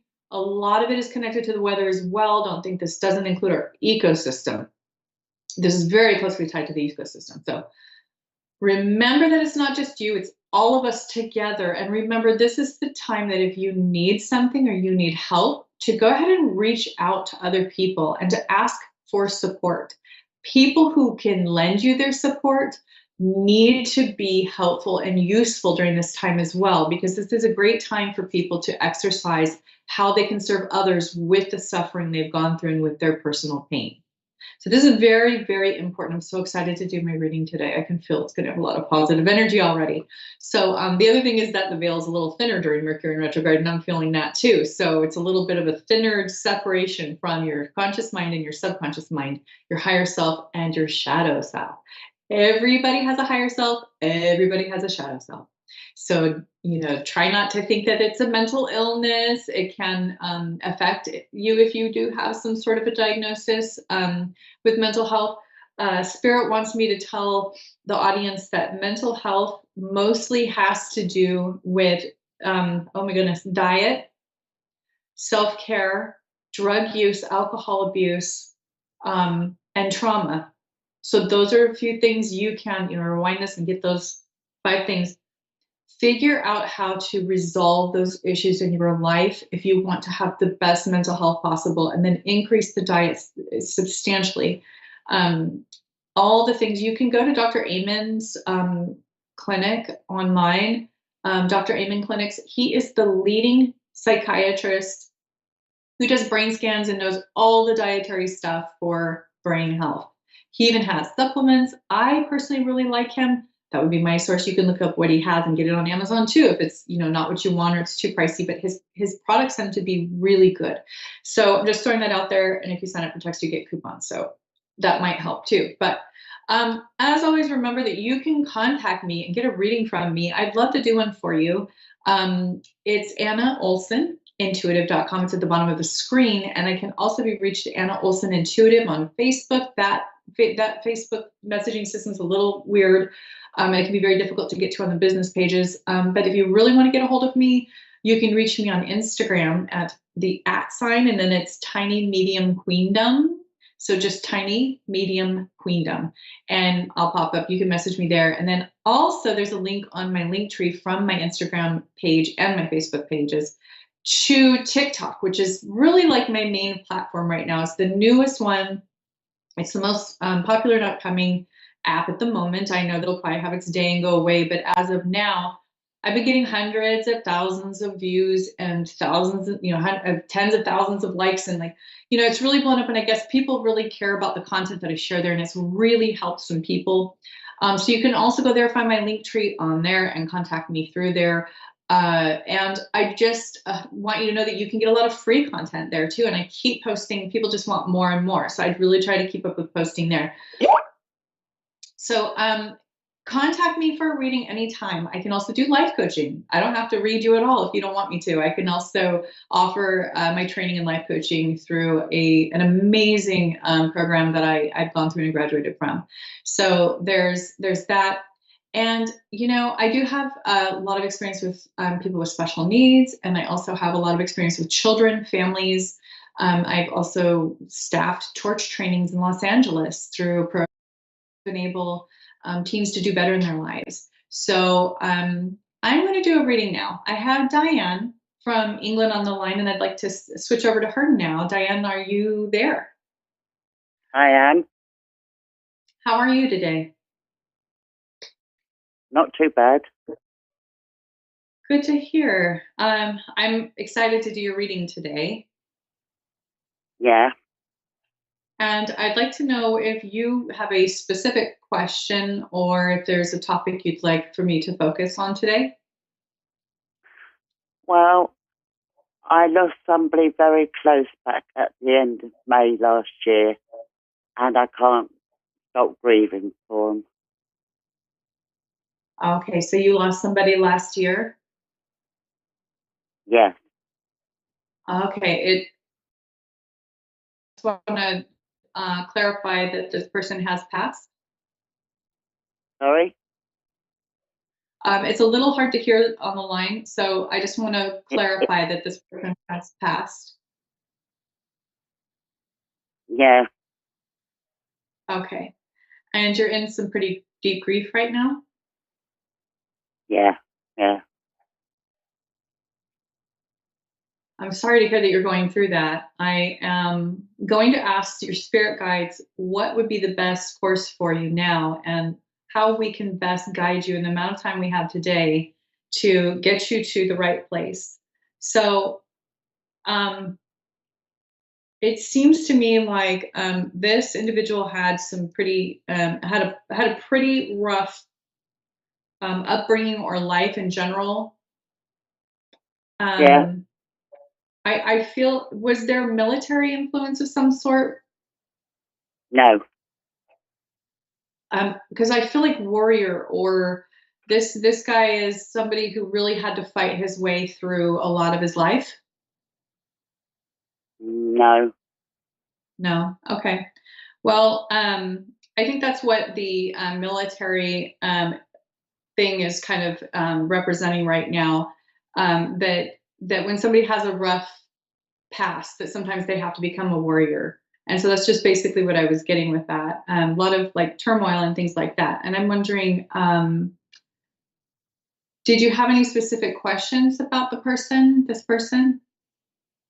No, not really. I just feel a bit guilty because I've kept an eye on the person for 3 weeks, and he died in hospital because he was taken in, and I feel guilty that I never got a doctor sooner. Oh, okay. Well, that's always, I think, very common when people lose someone, but because it's common not to visit shortly before they pass for people. And it's also common to have guilt surrounding their loss.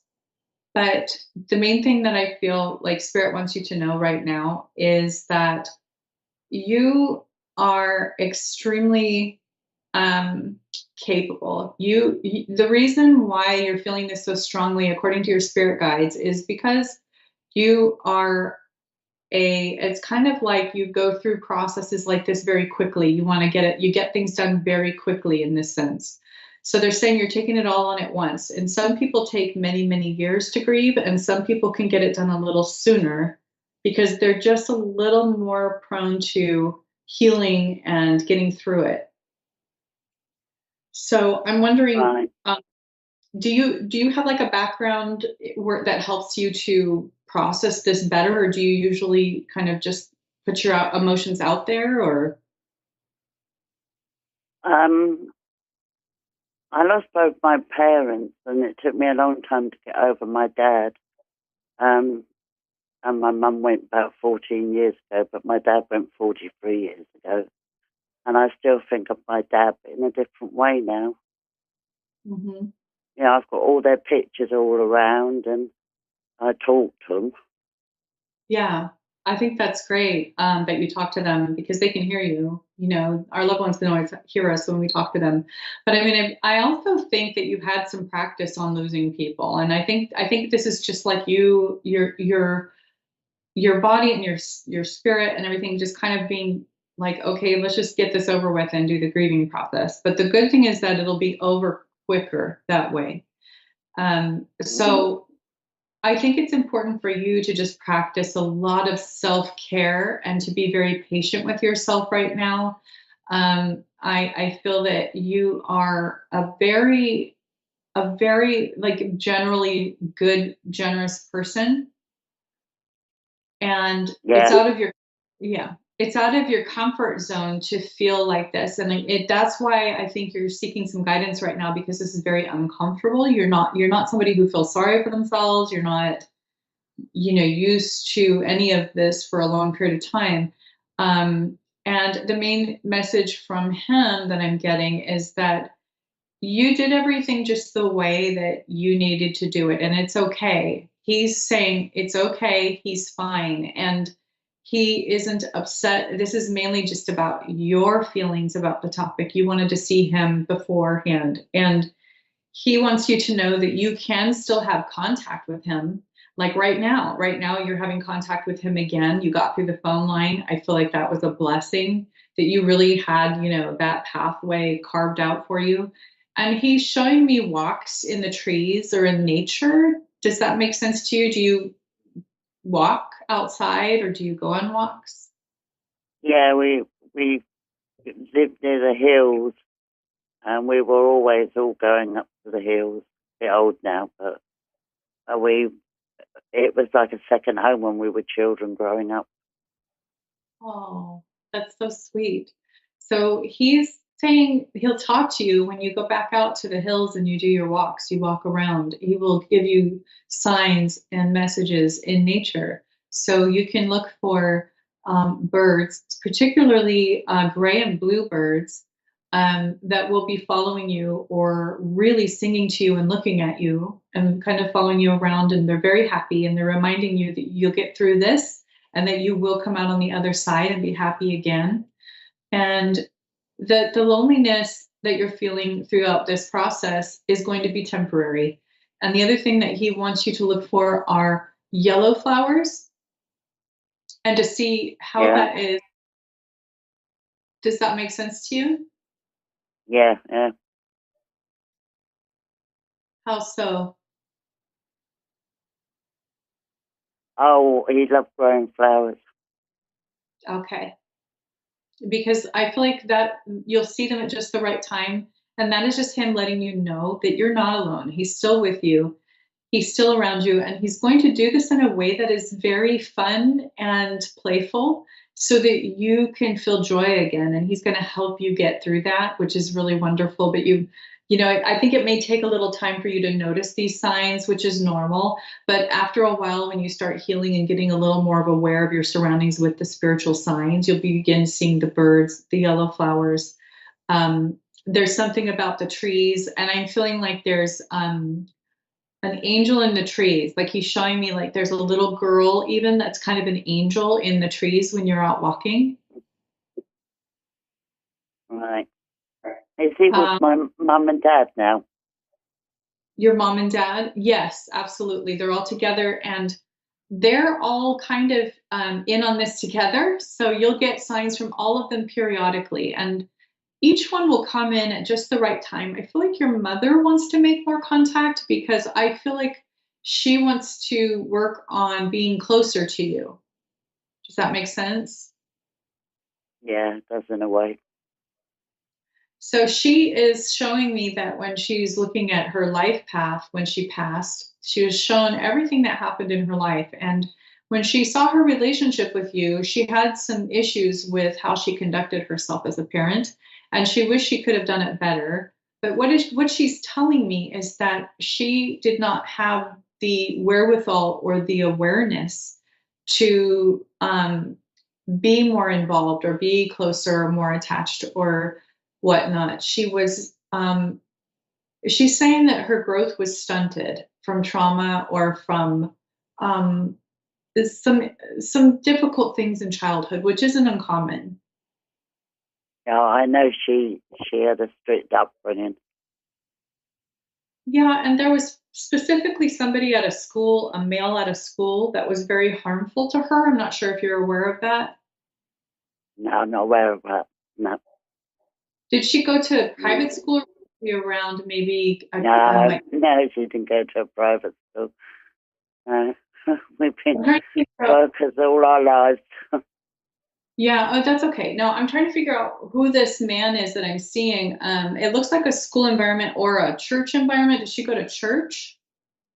Yeah, we were going to church with Methodists, and Mum and I went on the Sunday, and my husband. Okay, because I feel like she's really showing me even the Catholic signs and all of that too.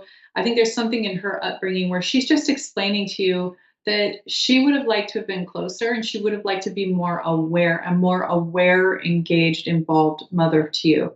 So she's going to do what she can now, but she's also saying, we're over here in the spirit world. You're where you are, and you living to the end of your lifespan as long as you can will still be just a drop in the sea compared to eternity. So she's saying we have eternity to work on this, and it won't be long before you're with them again. And they're very excited to have you there. Of course, live out your entire lifespan, but it's just, she's saying that this is all going to come to light. And the amount of joy that you're going to feel when you guys are all reunited is going to be well worth what you're experiencing now. All right. Well, you can talk to the spirit, and you give my mum, dad, and my brother a lot of love. Absolutely, I will. And let me know if you'd like to speak to me again. You can reach me on my website, AnnaOlsonIntuitive.com. It's at the bottom of the screen, and it's on this post too, and on this video.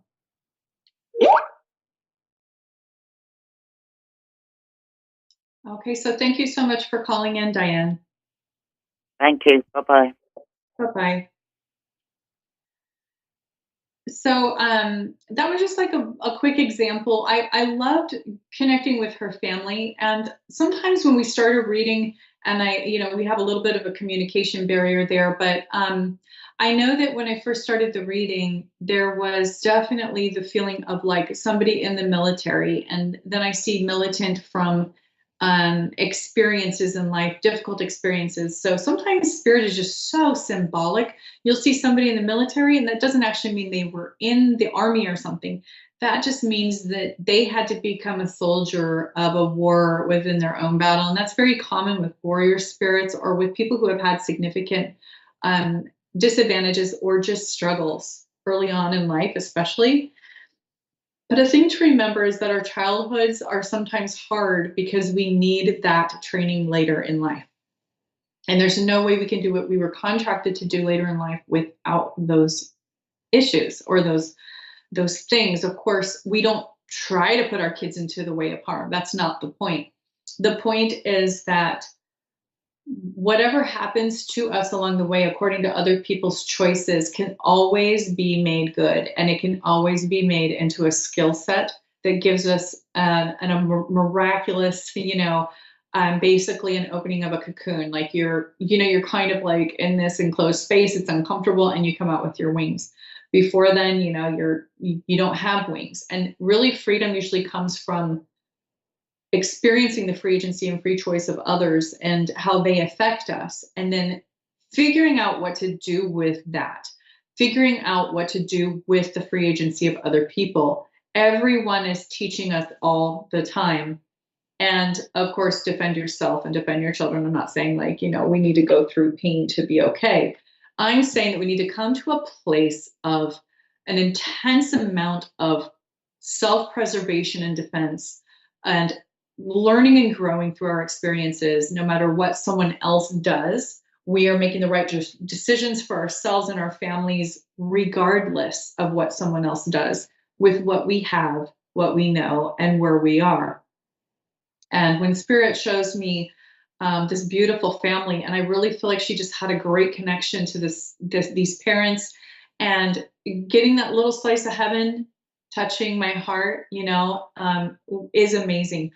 I am always feeling so positive, no matter, what, whenever I feel the energy from these families and the love between parents and children, and it's just timeless, it's eternal. And if the parents aren't good, they can try to make up for it in many ways. And they can also just pick other people to be, you can pick other people to be around in the spirit world. If your parents were awful, or your family was awful, or you were adopted, or whatever, there are many choices in the afterlife.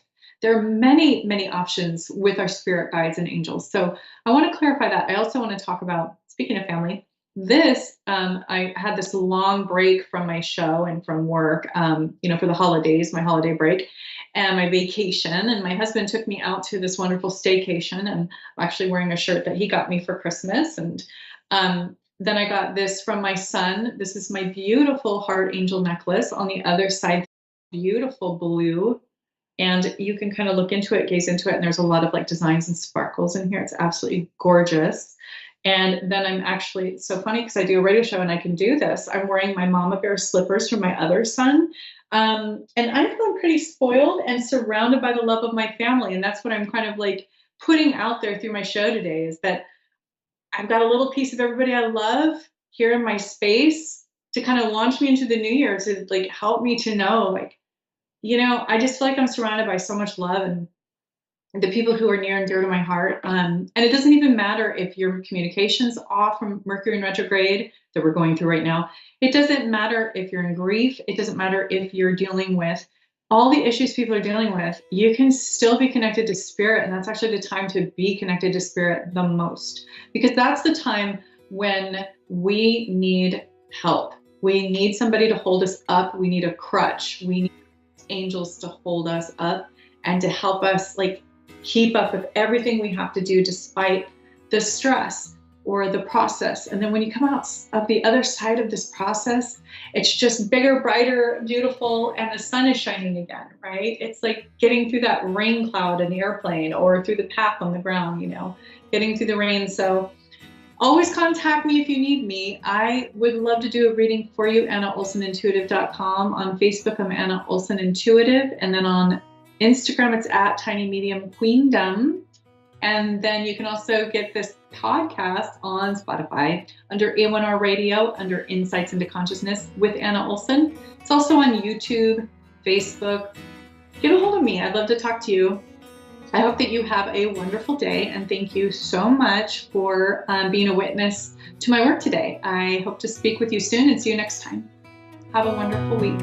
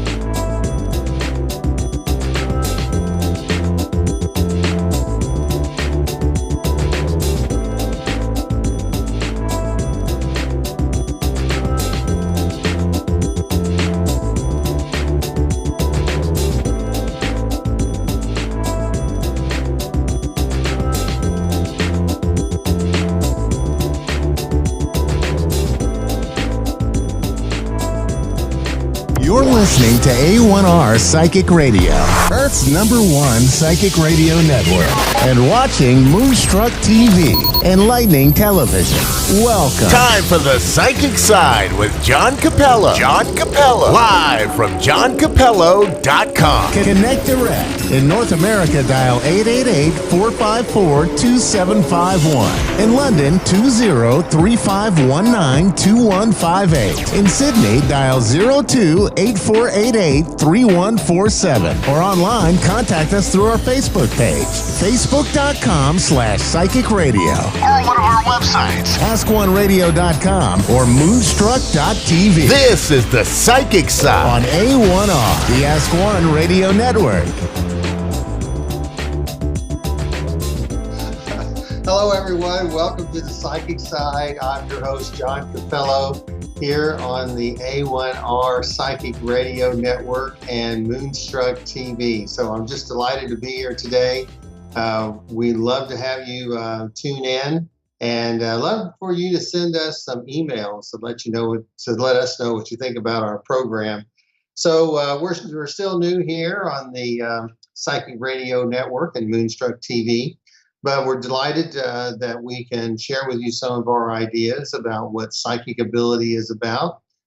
Maybe later on in the future, we'll be taking some callers because we'd like to expand our reach to other places in the world. And so today, I wanted to just kind of say a couple of things before we get into the topic I wanted to talk about. I wanted to say thank you to the people at the Holistic Marketplace Festival, which was held in Plano, Texas last weekend. We had a great turnout, and I appreciate all the people that stopped by our booth for a psychic reading and or for an aura picture, and who got their astrological charts done, because that's what I was doing last weekend. Also, I want to let you know that if you are expecting to see me in Abilene this weekend, I will not be there. My sponsor has become ill, and so we've had to postpone it. So we'll get back to Abilene as soon as possible. And just know that we love going out to Abilene and being with the people there. So we'll keep you informed of what's going on. Now, last week's program, we talked a little bit about the new year. We talked a little bit about this being a 7-year. We talked a little bit about the astrological aspects going on in the United States and the concerns that we had about, or I have, about what I see astrologically. A lot of other astrologers are talking about the same thing. And so this is a time for Americans to kind of really be careful what you say to other people. A lot of people are very sensitive. We're in the middle of some changes as far as our values are concerned and our perspectives are concerned. But, when I was a little kid, excuse me, I grew up in the era of the 60s. And I remember something very important that stuck with me all of my life.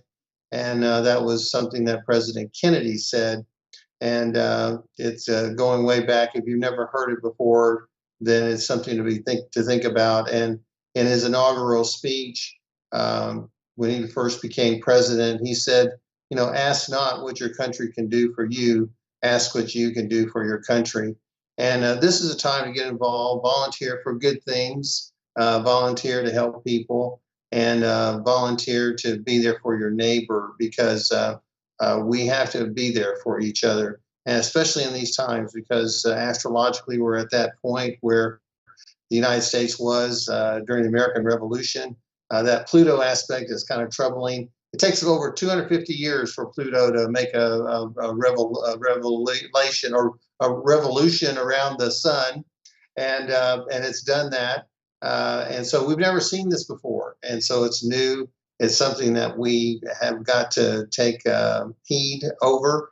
And usually, when a planet has a return, it means that you are experiencing similar lessons that you experienced when it was there in the past. And if you have learned those lessons, then the problems are not as severe. If you have not learned those lessons, then the problems can become very severe. So this is something that I hope that you'll be paying attention to.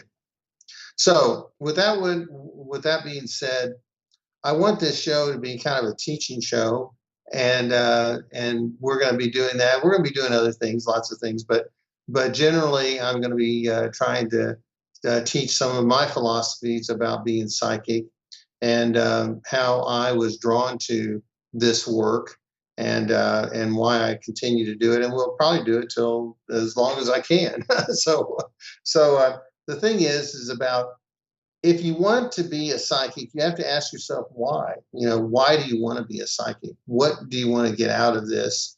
What is your intention? Because a lot of times we see those signs on the side of the highway and says psychic, psychic, psychic, and there's a bad rap that psychics get, because so many times people will say, "Oh, we got a spell on you," and that's kind of the image of psychics, but that's not what psychics are about at all. That's something else, and they use the term psychic, but they're not really psychics. And so you have to wonder about the intentions of the people that do that sort of thing, and doesn't mean that particular sign is an indication of someone that's going to try to take advantage of you, because the vast majority of psychics are humble people. They're very spiritual people. They're people that want to do good. And if you're going to learn about your own psychic gifts, then you have to have the intention of wanting to do good for others. But you also have to have that intention of wanting to learn about yourself. This is a journey of self-discovery. And we're just beginning this journey here on this program. And so, a lot of people say, "Oh, I'm not psychic, I'm an intuitive." Well, there's no difference. You have to realize that the word intuitive is just another name for being psychic. And so note that there are, in the scheme of things, there are very, very few people that are really out there to take advantage of it. As far as my experience is concerned, I hope you've never, ever run across anyone like that. But most people, the vast majority, are good, honest individuals who are spiritual people wanting to help. And these are people that are attuned to their own abilities. They are confident that the information they're receiving has a level of accuracy that is very high. And this is what I want you to be able to tap into for yourself. Now, if you want to be a better person, learn to be psychic, because you'll know more about yourself. You'll know a little bit more about your limitations in life, and you'll know a little bit about how to navigate during your life path. Now, if you want to spy on other people, or you want to have if you have another agenda which is negative, then being psychic is probably not for you. So I just want you to be aware of that. So you may want to get a journal to keep track of your experiences, because it's a very good thing. And then a support system. I believe I've said this before, but I just want to reiterate it. But I want to give you a couple of examples about this weekend. I was asked to do a talk at the Holistic Festival. And these are people that were not familiar with my work, but they wanted to find out who the psychic was, so who's that, So I was giving my little spiel, and there was this one gentleman that sat there. He and his wife are very curious about who I was and what this psychic stuff was all about. And so I said, "Well, sir, I was also telling him about the difference between being a psychic and being a medium. And if you don't know, psychic information is information that is just about you, and mediumship is sensing a presence. And I will get into that as time goes on. It's not just about spirits for me. It's just sensing a presence beyond your personal space." Okay. So I mentioned to this gentleman that his father was in spirit, and he was trying to reach him. And he says, "No, my father's not in spirit." I said, "Well, he I said, is he alive? He says, no, he's not alive. I said, so he's dead? So he goes, yeah, but he didn't know what I meant by being in spirit. So I was kind of surprised that he said that. And so he just kind of wanted to argue with me about his dad, whether or not he was in spirit or he was dead, or I think he was wondering if he was in heaven or maybe hell. So I said, well, he's in spirit, so because I see men on the right and I see women on the left. So I also said that, there's something about you and boats and fishing. And he goes, well, no, not really. No, not with my dad. Now that's with my son. Now my son and I, we go fishing and we have a boat and we do that. So I've never seen this gentleman before, but yet there he was, him and I. And when you're the psychic and you're doing something in public and the person doesn't take it, well, then you don't look like you're very credible. But once push comes to shove and they admit that, yeah, I have a boat and I go fishing all that. I don't go fishing and I don't have a boat. So it's not something that I'm familiar with. But when I see it around someone, I have to tell them. And I said, okay, look, I said, you're left-handed. And he goes, well, no, they beat it out of me. I'm no longer left-handed. So, but you were born left-handed. So he was, his body makeup was that he was left-handed, but he wanted to argue with me about it. And see, what happens is if I wasn't practiced, I would be very, I would say, oh, I'm wrong, And as far as I'm concerned, the customer is the one that always decides who's wrong and who's right. And so if you run up against those sorts of things and someone is not being completely honest with you, then it's going to hurt your confidence. So one of the things that you're going to have to do also, and we'll get into some other things as the show progresses, you're going to have to go to your great space in your home. Your great space is that place where you can meditate. You don't have a lot of distractions, and that's a place where you can just be quiet and you can kind of dwell on different issues or allow the universe to send information to you. So this is something that I hope that you'll do. And what you may want to do if you don't have a great space right now in your home, create one. It might be in that spare bedroom. I do not suggest doing it in your bedroom. Okay. You need to do it in a place that's not in your bedroom, because your bedroom is a place for you to rest. Your bedroom is a place for you to sleep. What we want you to do is we want you to have a place that's not the bedroom, not your bedroom. Could be a spare bedroom or something. So next week we're going to talk a little bit about definitions, and we may even try to do something with a meditation. But I sure appreciate you being with me today here on the psychic side. Just a little bit of information today, but I hope that it was beneficial to you. So I hope that I will see you here next week here on the A1R Psychic Radio Network and Moonstruck TV. I'm your host, John Capello, and like me on Facebook, go to my website, set up an appointment, and I'll be happy to give you a reading at that time. So thank you once again for joining me today. I'll be here next week with more information from the psychic side.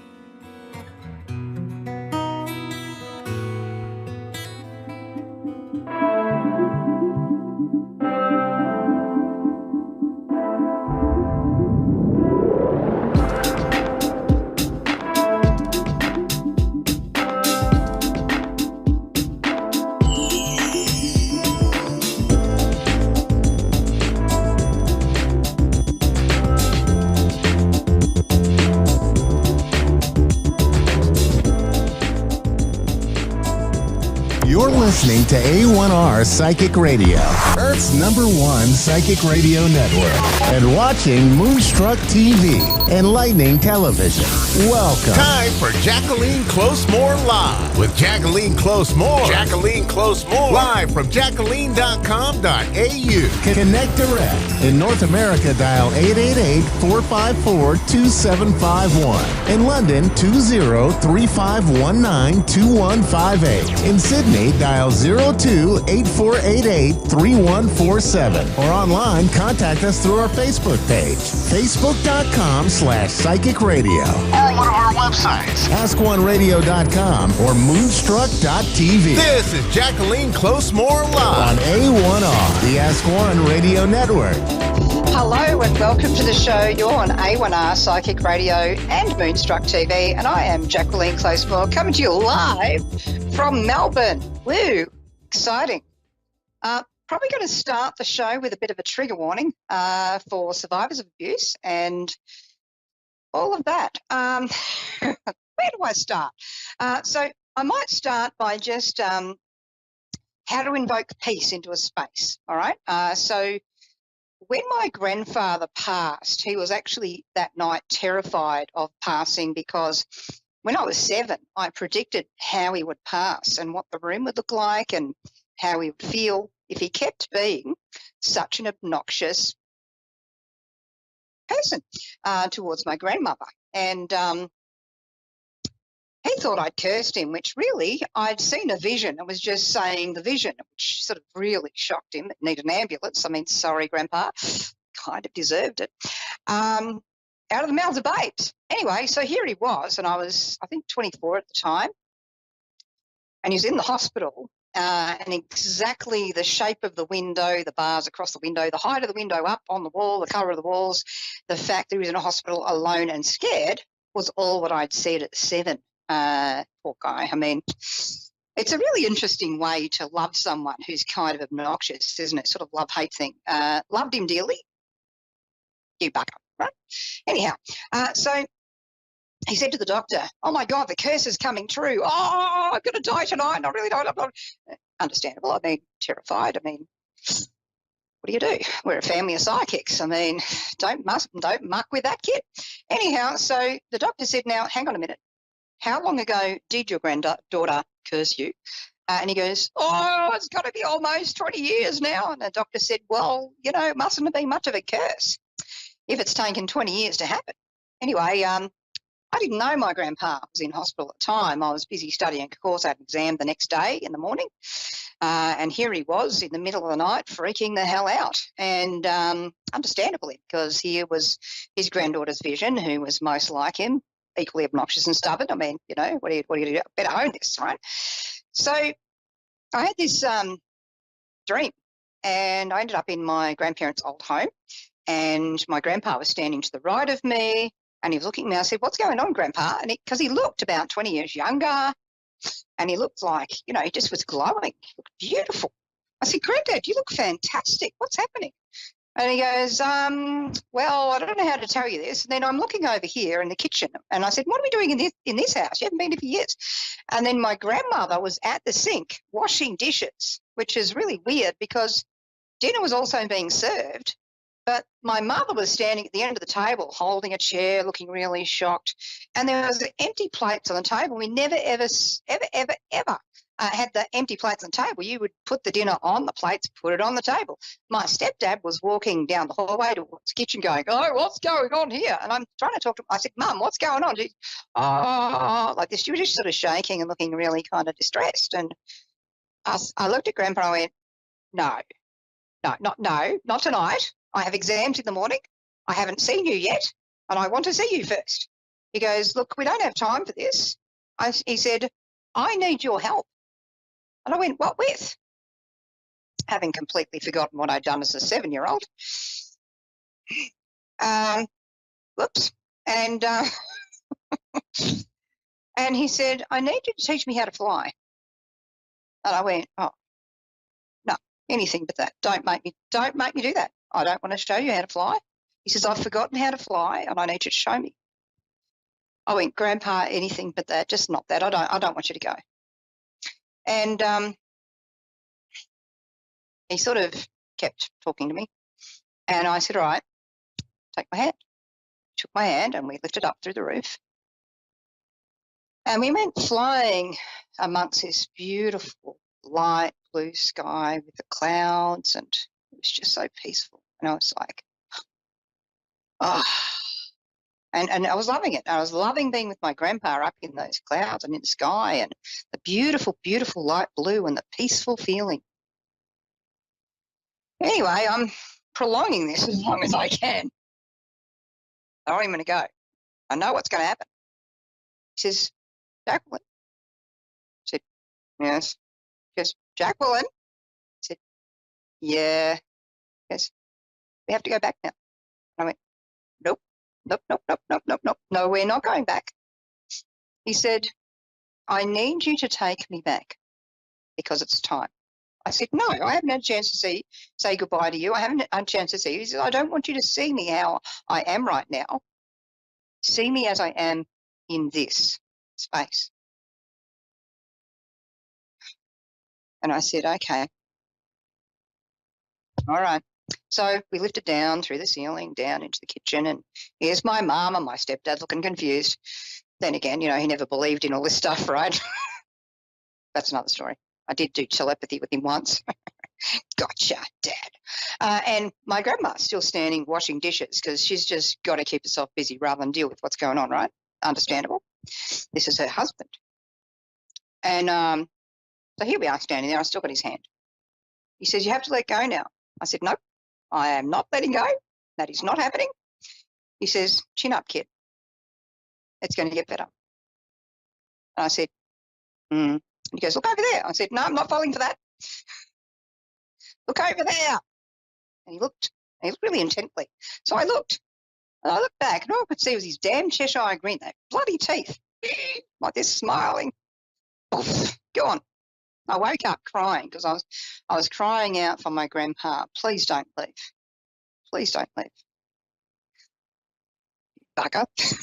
I love you, but and I was crying, and I looked at the clock, and it was 3:30 in the morning, and that was the exact moment of his death in the hospital.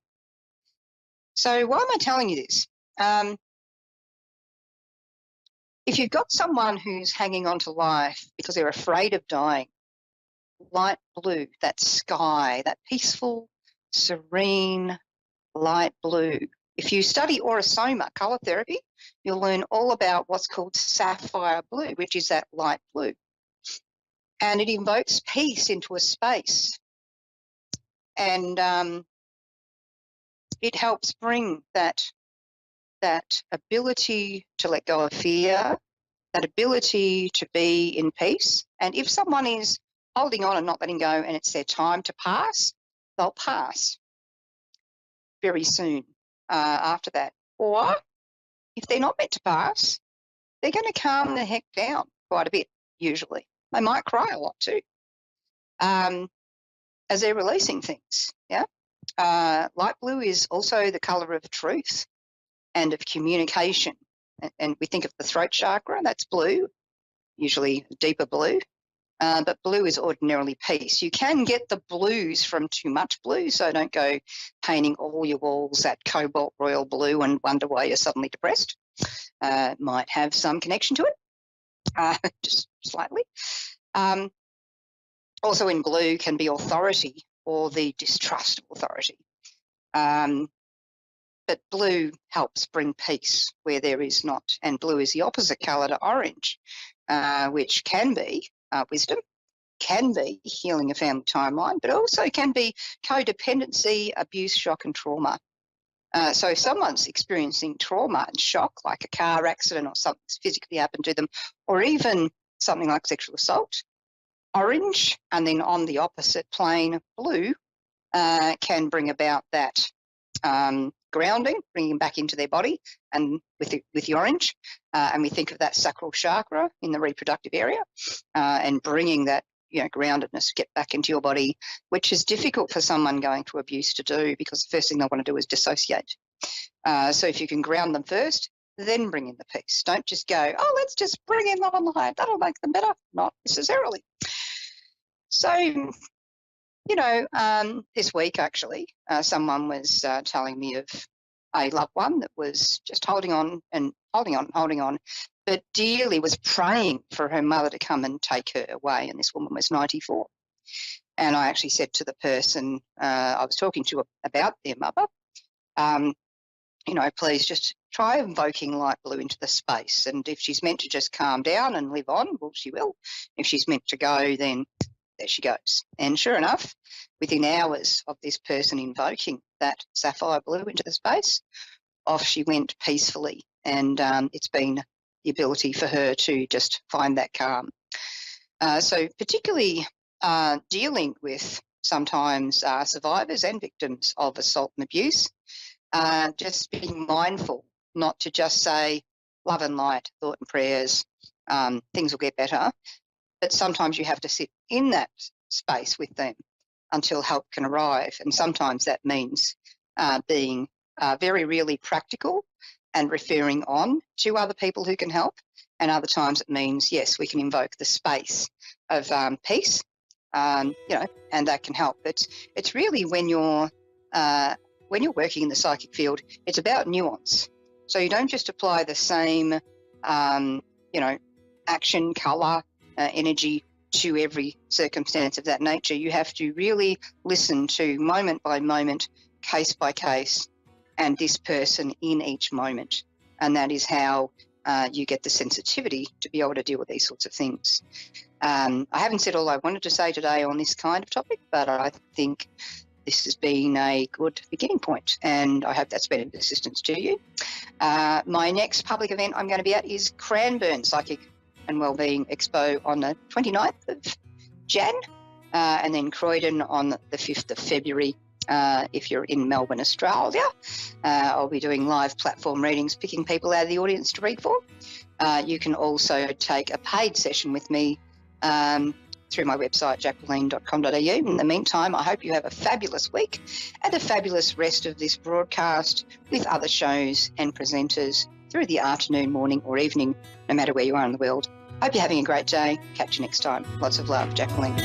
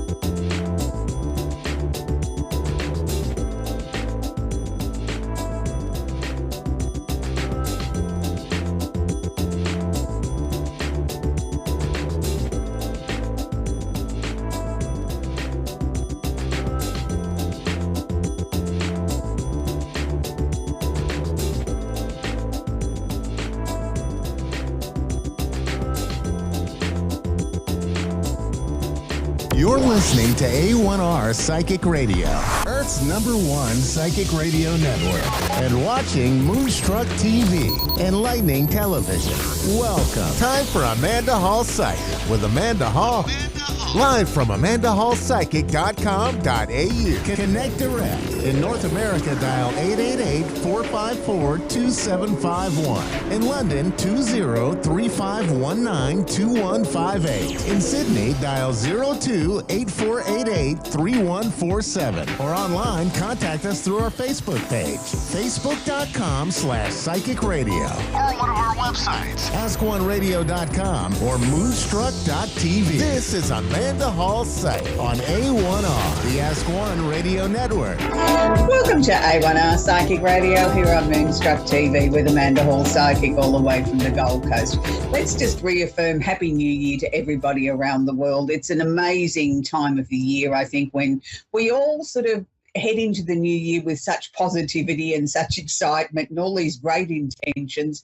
You know, whether you set New Year's resolutions or whether you just set intentions or you sort of write yourself a little list of the things that you're going to achieve this year, it's amazing how quickly we forget those, or we'll do them next week, or we'll put them off till next month or whatever.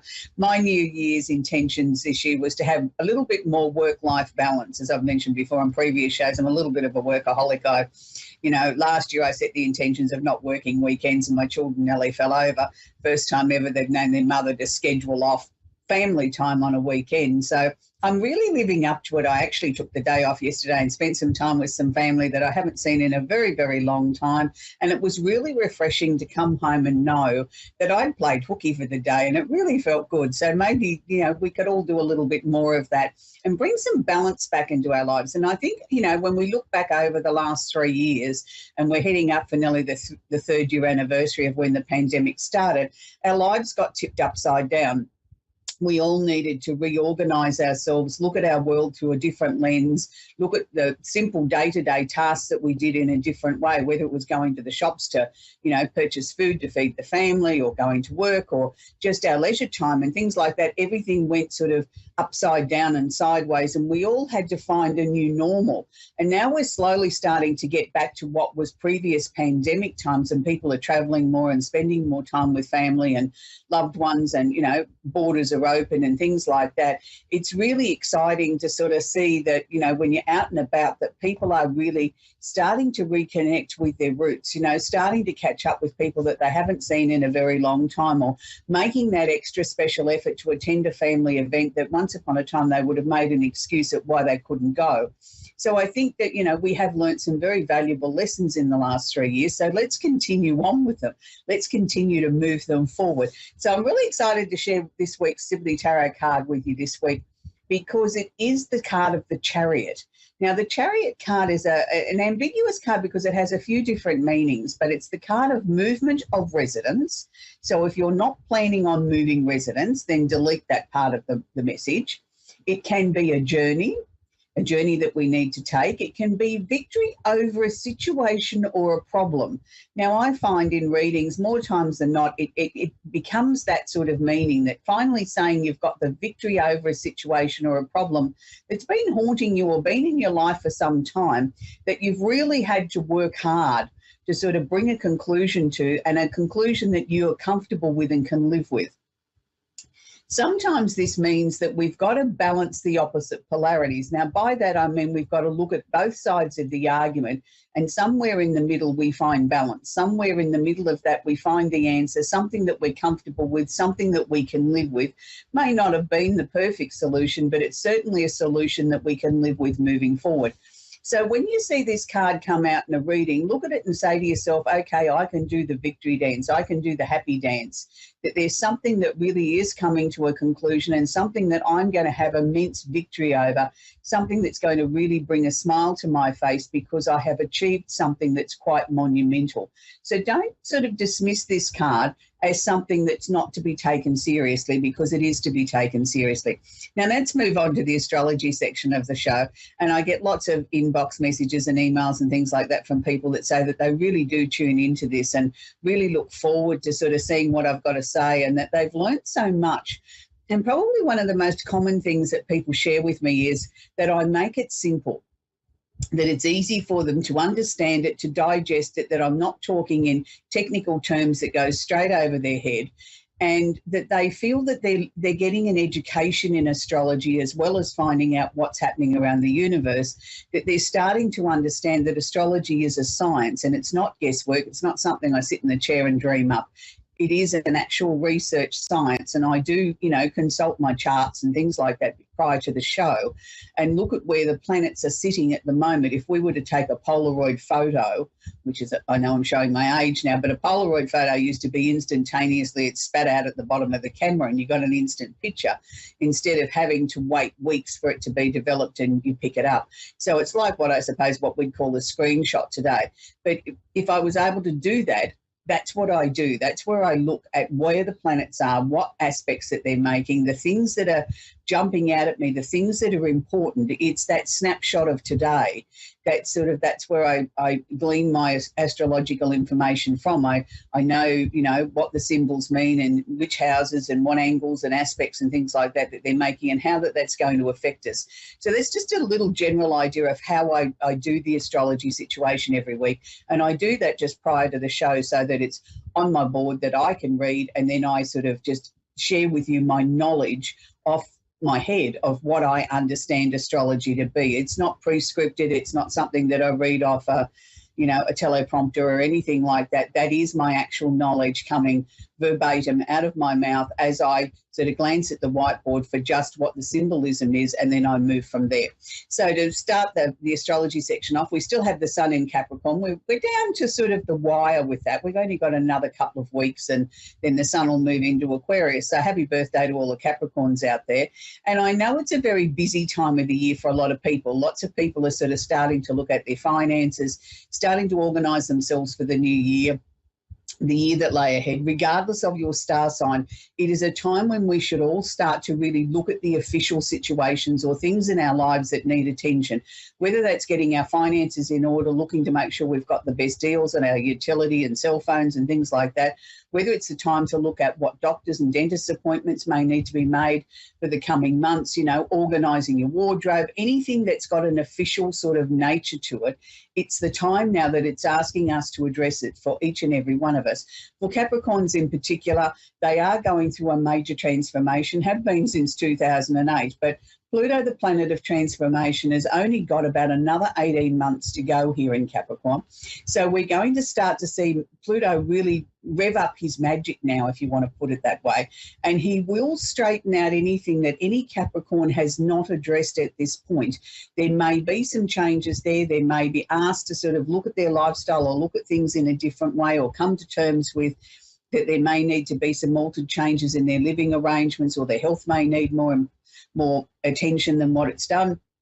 Or it may just be, looking to get a new job, or sort of, really trying to find some sort of security in your life that has been a little bit lacking recently. So if you are a Capricorn, please heed my warning that you don't have that long now to listen to what Pluto's saying, because Pluto's the planet of transformation. If you don't do things or make the changes willingly, let me assure you, Pluto will come along, and it's like he hit you over the head with the baseball bat, and he will say you will listen and you will change. So my suggested course of action is, please, if there's anything that needs addressing in your life, do it willingly. Don't wait for Pluto to come along with the baseball bat and hit you over the head and say, well, I gave you plenty of warning and you didn't take any notice, so it's now my turn. So Pluto is also conjunct the planet Mercury. Mercury is the planet of communication, and this is the planet that goes retrograde or seemingly goes backwards 3 times a year. Now, we are currently in a Mercury retrograde. I chose not to really bring that up over the festive season because I thought, let's just get into the new year and have a little bit of reprieve from Mercury retrograde. There was going to be conversations that people would have over the festive season, the holiday season anyway, with family and loved ones. And if that meant that there was going to be a disagreement or people didn't have their listening ears on, well, maybe that's just the way it was meant to be. But for a lot of people, from what I've been seeing and hearing, is that even though Mercury's retrograde, and there's been some tricky conversations that families and loved ones have had to have, or you've had to have with your boss, it seems to be really interesting start to this year that people actually have got their listening ears on, which is a rarity during a Mercury retrograde. It's usually the time when people are so preoccupied with their own stuff that they don't really listen. They only half listen to what's going on. But, you know, at the moment, it seems to be the exact opposite, which is wonderful, because it means while Mercury's in Capricorn, people are really taking notice of the conversations that are happening around them, listening very intently, maybe not necessarily coming up with the answers that everybody wants to hear, but they are certainly listening and being constructive instead of being destructive, which is quite often what happens in a Mercury retrograde. And a Mercury retrograde sometimes is the time that you don't sign a contract because there might be a spelling mistake or a mistake in a numerical error there that, you know, could end up costing you a lot more money. I always suggest if you've got to sign a contract or something really important under a Mercury retrograde, print it out and read it out aloud. That way you tend to pick up a mistake better than you do if you just scan over it and read it on your screen. You tend to miss it. So Mercury retrograde till the 18th of this month. So I know we've still got about a week to go. I always allow a couple of days after that while Mercury turns around and starts going direct to sort of really get the full thrust of Mercury moving forward. But this one seems to be quite mild. So if you've been fortunate enough to have to go into discussions and they've gone well, then maybe you want to thank Mercury this time that, you know, he worked in your favour as he was retrograde. So we also have the North Node. Now, the North Node is not actually a planet. It's one of the specialty parts of astrology that shows us, I suppose, in a sense, our karmic lessons or the things that we're aspiring to achieve in this lifetime. Now, at the moment, the North Node is conjunct or holding hands Uranus, the planet of the unusual and the unexpected, sitting in Taurus. So, yes, it's going to affect Taurians first and foremost, but it affects each and every one of us to a varying sort of degree. So what the North Node is asking us to do is to find our highest good, is asking us to try and achieve as much as we can things that are for our highest good, that are going to put us in a better place in the world, and it's asking us to be considerate of others while we do that. So for some people, there may be situations that are going to come very suddenly, that could come out of nowhere, and that could be something very positive, like, you know, a job offer that you weren't expecting, and all of a sudden that's the answer to your prayers, that, wow, I've got this opportunity to jump ship, it's better hours, better money, it gives me better work-life balance, I'd be a fool not to take it. So, okay, but make sure that it is everything that you want before you make that change. There may be other opportunities there. It may be a time that families can mend some of those fences that have been knocked down by bulldozers over the years with people and their egos. It can just be that it's a time where we really sort of sort out the things that are really important to us. So it doesn't really matter what your star sign is, but the emphasis at the moment for the people that have got the most work to do, I suppose, in a sense, if you want to put it that way, are the earth signs, which is Capricorn, Virgo, and Taurus. So if you're any one of those signs, it's really important that you take notice of, you know, this is your time to get your life straightened out and get it moving in a way that you're going to be happy with. So finally, we're going to talk about Jupiter, the planet of opportunity and expansion, is conjunct or holding hands. Again, another specialty part of astrology called Chiron. And Chiron's where we look for what we've come in to heal in this lifetime. Now, both of those are holding hands and currently sitting in Aries. Now, Aries is the first sign of the zodiac. It's a fire sign. So for many, many Aries people, I know that they're looking to sort of, you know, jump on board and get some new ideas and some new opportunities happening, and they've got some grandiose ideas. And look, nothing wrong with grandiose ideas. It's a matter of how you're going to fund it or organise it to make it happen. So be aware, even though you may start out on one tangent, it may just be the key that unlocks the door to a much bigger opportunity, or into taking it into a different way to what you imagine. So don't dismiss it and say, well, why did I waste my time doing that to end up being over here? If you hadn't done that first bit, you wouldn't have gone to the second or the third or the fourth bit. So you've got to understand that Chiron sometimes might seem like it's leading you up the garden path in a merry dance, but what he's actually doing is showing you that there's more than one way or more than one opportunity, so that, you know, it's a matter of choice and a matter of free will when you get there. Is this what you really wanted? Is it exactly as you imagined it would be? Or is it time to rewrite what you're hoping to bring in, or the opportunities or the expansion that you're hoping to develop in the next 12 months. So it may have many, many layers to the situation that you're trying to fix. So that also sort of pushes across to the fire signs of Leo and Sagittarius as well. No, maybe not quite as intense, but it is a time when they can open up a new book and start to write their own journey in the way that maybe that they may not have seen before. So for the rest of the signs, the air signs and the water signs, I'm not saying that you're being left out. What I'm saying, this is where the most intensity is going to be.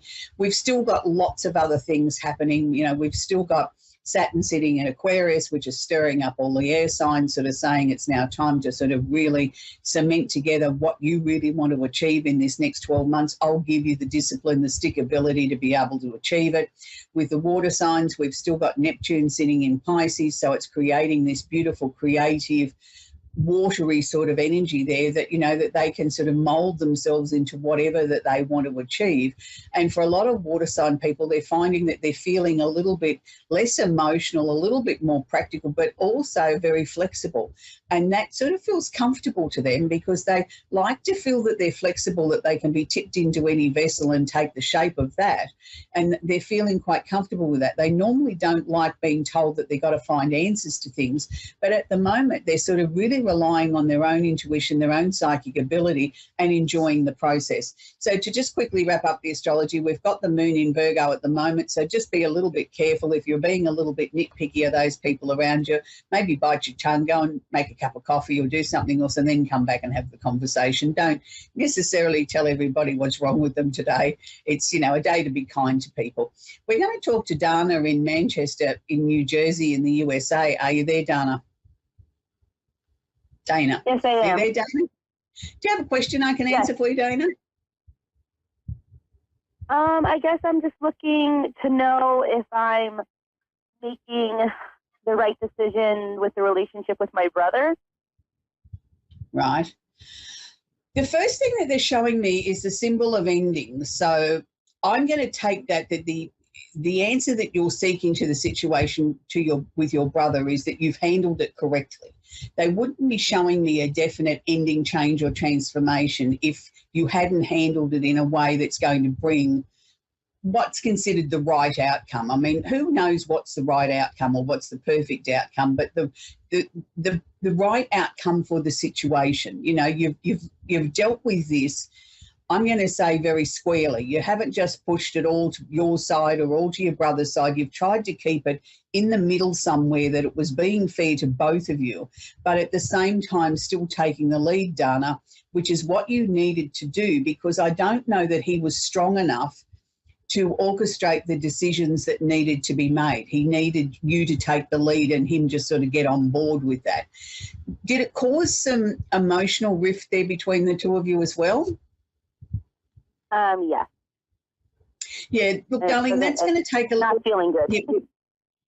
Yeah, it's going to take a little bit of time, I think, for that part of, you know, the journey to sort of mend itself. But I want you to understand you haven't done anything wrong. So even if, you know, things are a little bit scratchy there between the two of you and you're not as close or as open as you once were because of the things that you've had to, you know, push to have resolved, know that you still had to do this, darling. It was the right thing to do. And in time, he will come to see that. You know, I don't like to say one's stronger than the other, but in this instance, you had to be the stronger one. You had to be the one to take the lead. You had to be the one to say, we can't ignore this any longer. It has to be resolved. And, you know, and that sometimes is a tough thing to do, is it not? So moving past that, Dana, what they're showing me from about April this year, it's like you can go into the wishing well. Things are going to come towards you in a way that I want you to be very careful what you wish for, because you might just get it. So make sure that, you know, you're not verbalizing things in a negative way come, March, April, May. Make sure that you keep anything that comes out of your mouth being very positive. It's a time when you can sort of start to attract things towards you that are good and positive and for you. So it's going to be a big year, Dana, but I know that you've made the right decisions, sweetie, with the situation you had to handle with your brother. Just keep reminding yourself of that. There was no other way you could have gone. You've handled it the best way, the right way. So I hope that's helped you. Thank you so much. I appreciate it. You're very, very welcome, Dana. We're going to talk with Michelle now in Westminster in California. Are you there, Michelle? I am. Hello, how are you? Very well, sweetie. Do you have a question I can answer for you, darling? I just would like to know about my financial situation for this year. Okay, well, that's always a good question, Michelle, particularly at the beginning of the year. So interesting, they're showing me that I think there's still a little bit of work to be done before we can get to where you want to be. So is there still some debts or bills or credit cards or something that you're slowly sort of chipping away at, trying to get them down so that you can sort of put yourself in a better position? Yes. Yeah, they're showing me keep on that road. You are making success there. You are making inroads. I feel by the middle of this year, you'll be in a much better financial position than what you are in January. And you're going to look at that and say, wow, I didn't realise I'd come so far so quickly. So just keep chipping away at it, because I do think this year is the year where we can really get you back in the driver's seat of your own finances and start to get some, dollars in the bank and a little bit of savings, and put you in a position of power again where, you can start to make some informed choices about your future, because you've tidied up all the little bits and pieces everywhere. It's not that there was, you let things get out of control. I want to be very clear on that. It was just circumstances presented themselves and you had to fix the problem, so you did so, but it's left you stretched. It wasn't something that, you could have foreseen of what was going to happen. So it's not bad money management, sweetheart. It's just been life got in the road and you had to deal with what presented itself quickly. So now we're sort of trying to play catch up, but I know you're going to catch up. You're going to do really well. Is there something else that you've been looking at taking up that might have been a sort of a little bit of a hobby or something? Because I'm seeing something here, Michelle, besides your normal income, there's a little bit of extra income on the side, but it's something that you look at it and you say, I wouldn't call that work. I just love doing it. It's just a bonus. I make some money out of it. That's interesting. I've been painting a lot. Right. Doing well, painting, there's something like pictures, painting. Sorry? I said there's something there that you're going to make some money out of. Like years ago, women used to knit jumpers and, they did it because they enjoyed it and was pleasurable, and somebody'd pay them to do it and they'd say, oh, that's not a job. I just do it because I like it. The money's a bonus. It's something that's got a creative feel to me that makes you happy inside. It's not like going to work. Yeah, it's the painting. I paint every day. I've been self-teaching myself. I've been self-teaching how to do paintings and get better at it. And I've got tons of them that I've been doing.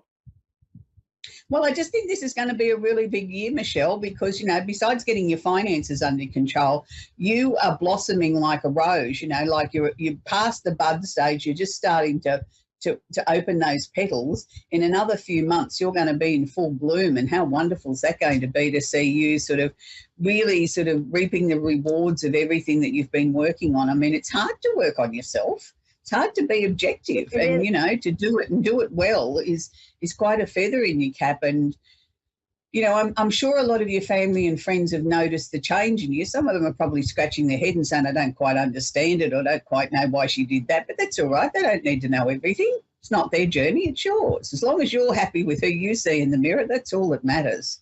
So, took me a long time to work that out, Michelle, that you don't have to please anybody else except yourself. If they like you, they like you. And if they don't, they don't.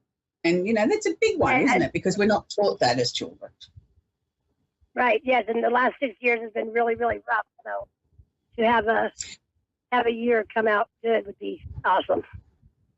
Oh, yeah, but see, you've worked hard for that. That's what I mean, Michelle. It wasn't something you got out of bed and did 2 weeks on. You know, you've done years, and I'd even go further back than that. I'd take it back to about the 10-year mark when it was just percolating underneath the surface of you thinking about what you could or would like to do, but didn't maybe have the courage to do it then. So it's not even just been 6 years. I'd take it back to 10 years. So well done, sweetie.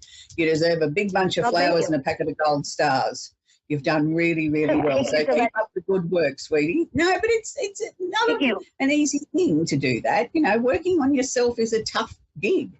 And, you know, it takes dedication and you look at things and you say to yourself, I don't like that about myself. How did anybody else put up with it? And then you sort of think, oh, maybe it wasn't that bad. But, you know, to be that honest with yourself and look at yourself for the good and the bad points is really life-changing. And that's when I think you find true inner peace, is when you come to terms with who you are, what you represent and what you believe in, and people don't have to like it. It's their choice if they don't want to, but this is who you are and you're proud to stand on your piece of turf and say, I'm me. And that's a great achievement, Michelle. Well done. And I look forward to hearing from you again later in the year and your progress. So that's where we're going to leave, Michelle. So New Year's off to a great start. People are starting to sort of really take their own power back. And I think that's an amazing thing about 2023. I think it is going to be a year where more people like Michelle are going to stand up and be counted and say, this is what I need to do. And this is, where my life's heading. And the same with Dana. You know, she had to take a stand on a family issue. And I mean, we've all been in those situations where we've had to take a stand on an issue that we didn't feel comfortable with, but it got to a point that it was overdue and needed to be dealt with. So it's interesting that how the year is starting off. I always look at the first 6 weeks of the year to see how the rest of the year will unfold. And this year seems to be off to a very positive galloping start, where people are really sort of taking the lessons that they've learned in the last few years forward with them and sort of saying, right, now's the time for me to make my mark. Now's the time for me to take that stand and really move forward and understand that I can just be me and I don't have to be somebody that somebody else wants me to be. I'm very comfortable in my own skin just being little old me. And, if we were all the same, life would be very boring. And, we all need to sort of own who we are. I'm not saying we have the right to hurt somebody or to do something deliberately to make somebody upset or angry with you, but at the same time, you don't have to be what someone else wants you to be. If they don't like you for who you are, well, that's their choice. They don't have to be around you. So, but, for many of us, people are starting to see the positive changes and people want to be, they want to get on board and understand how you manage to do that because they want to feel that same inner peace. So life is going to be very exciting this year. And as always, I'm going to leave you with a song of the week. And there's not too many people know that watch the show regularly that I'm a huge David Cassidy fan. He did write a beautiful song about the month of January, so I'll leave you with that song this week. But it's interesting because music is so healing for the soul. I think, for any of us that love to, put some music on the turntable, and I do put mine on the turntable, and I still have lots of vinyl records. And I see this week that the old cassette is going to make a comeback, that the younger generation will now have the joy that we had as teenagers when the tape recorder chews up your tape. You've got to get it out painstakingly and try and wind it up with a pencil and hope it plays again. So good luck to the new generation. Welcome to our world of cassettes and vinyl. Until next week, bye for now.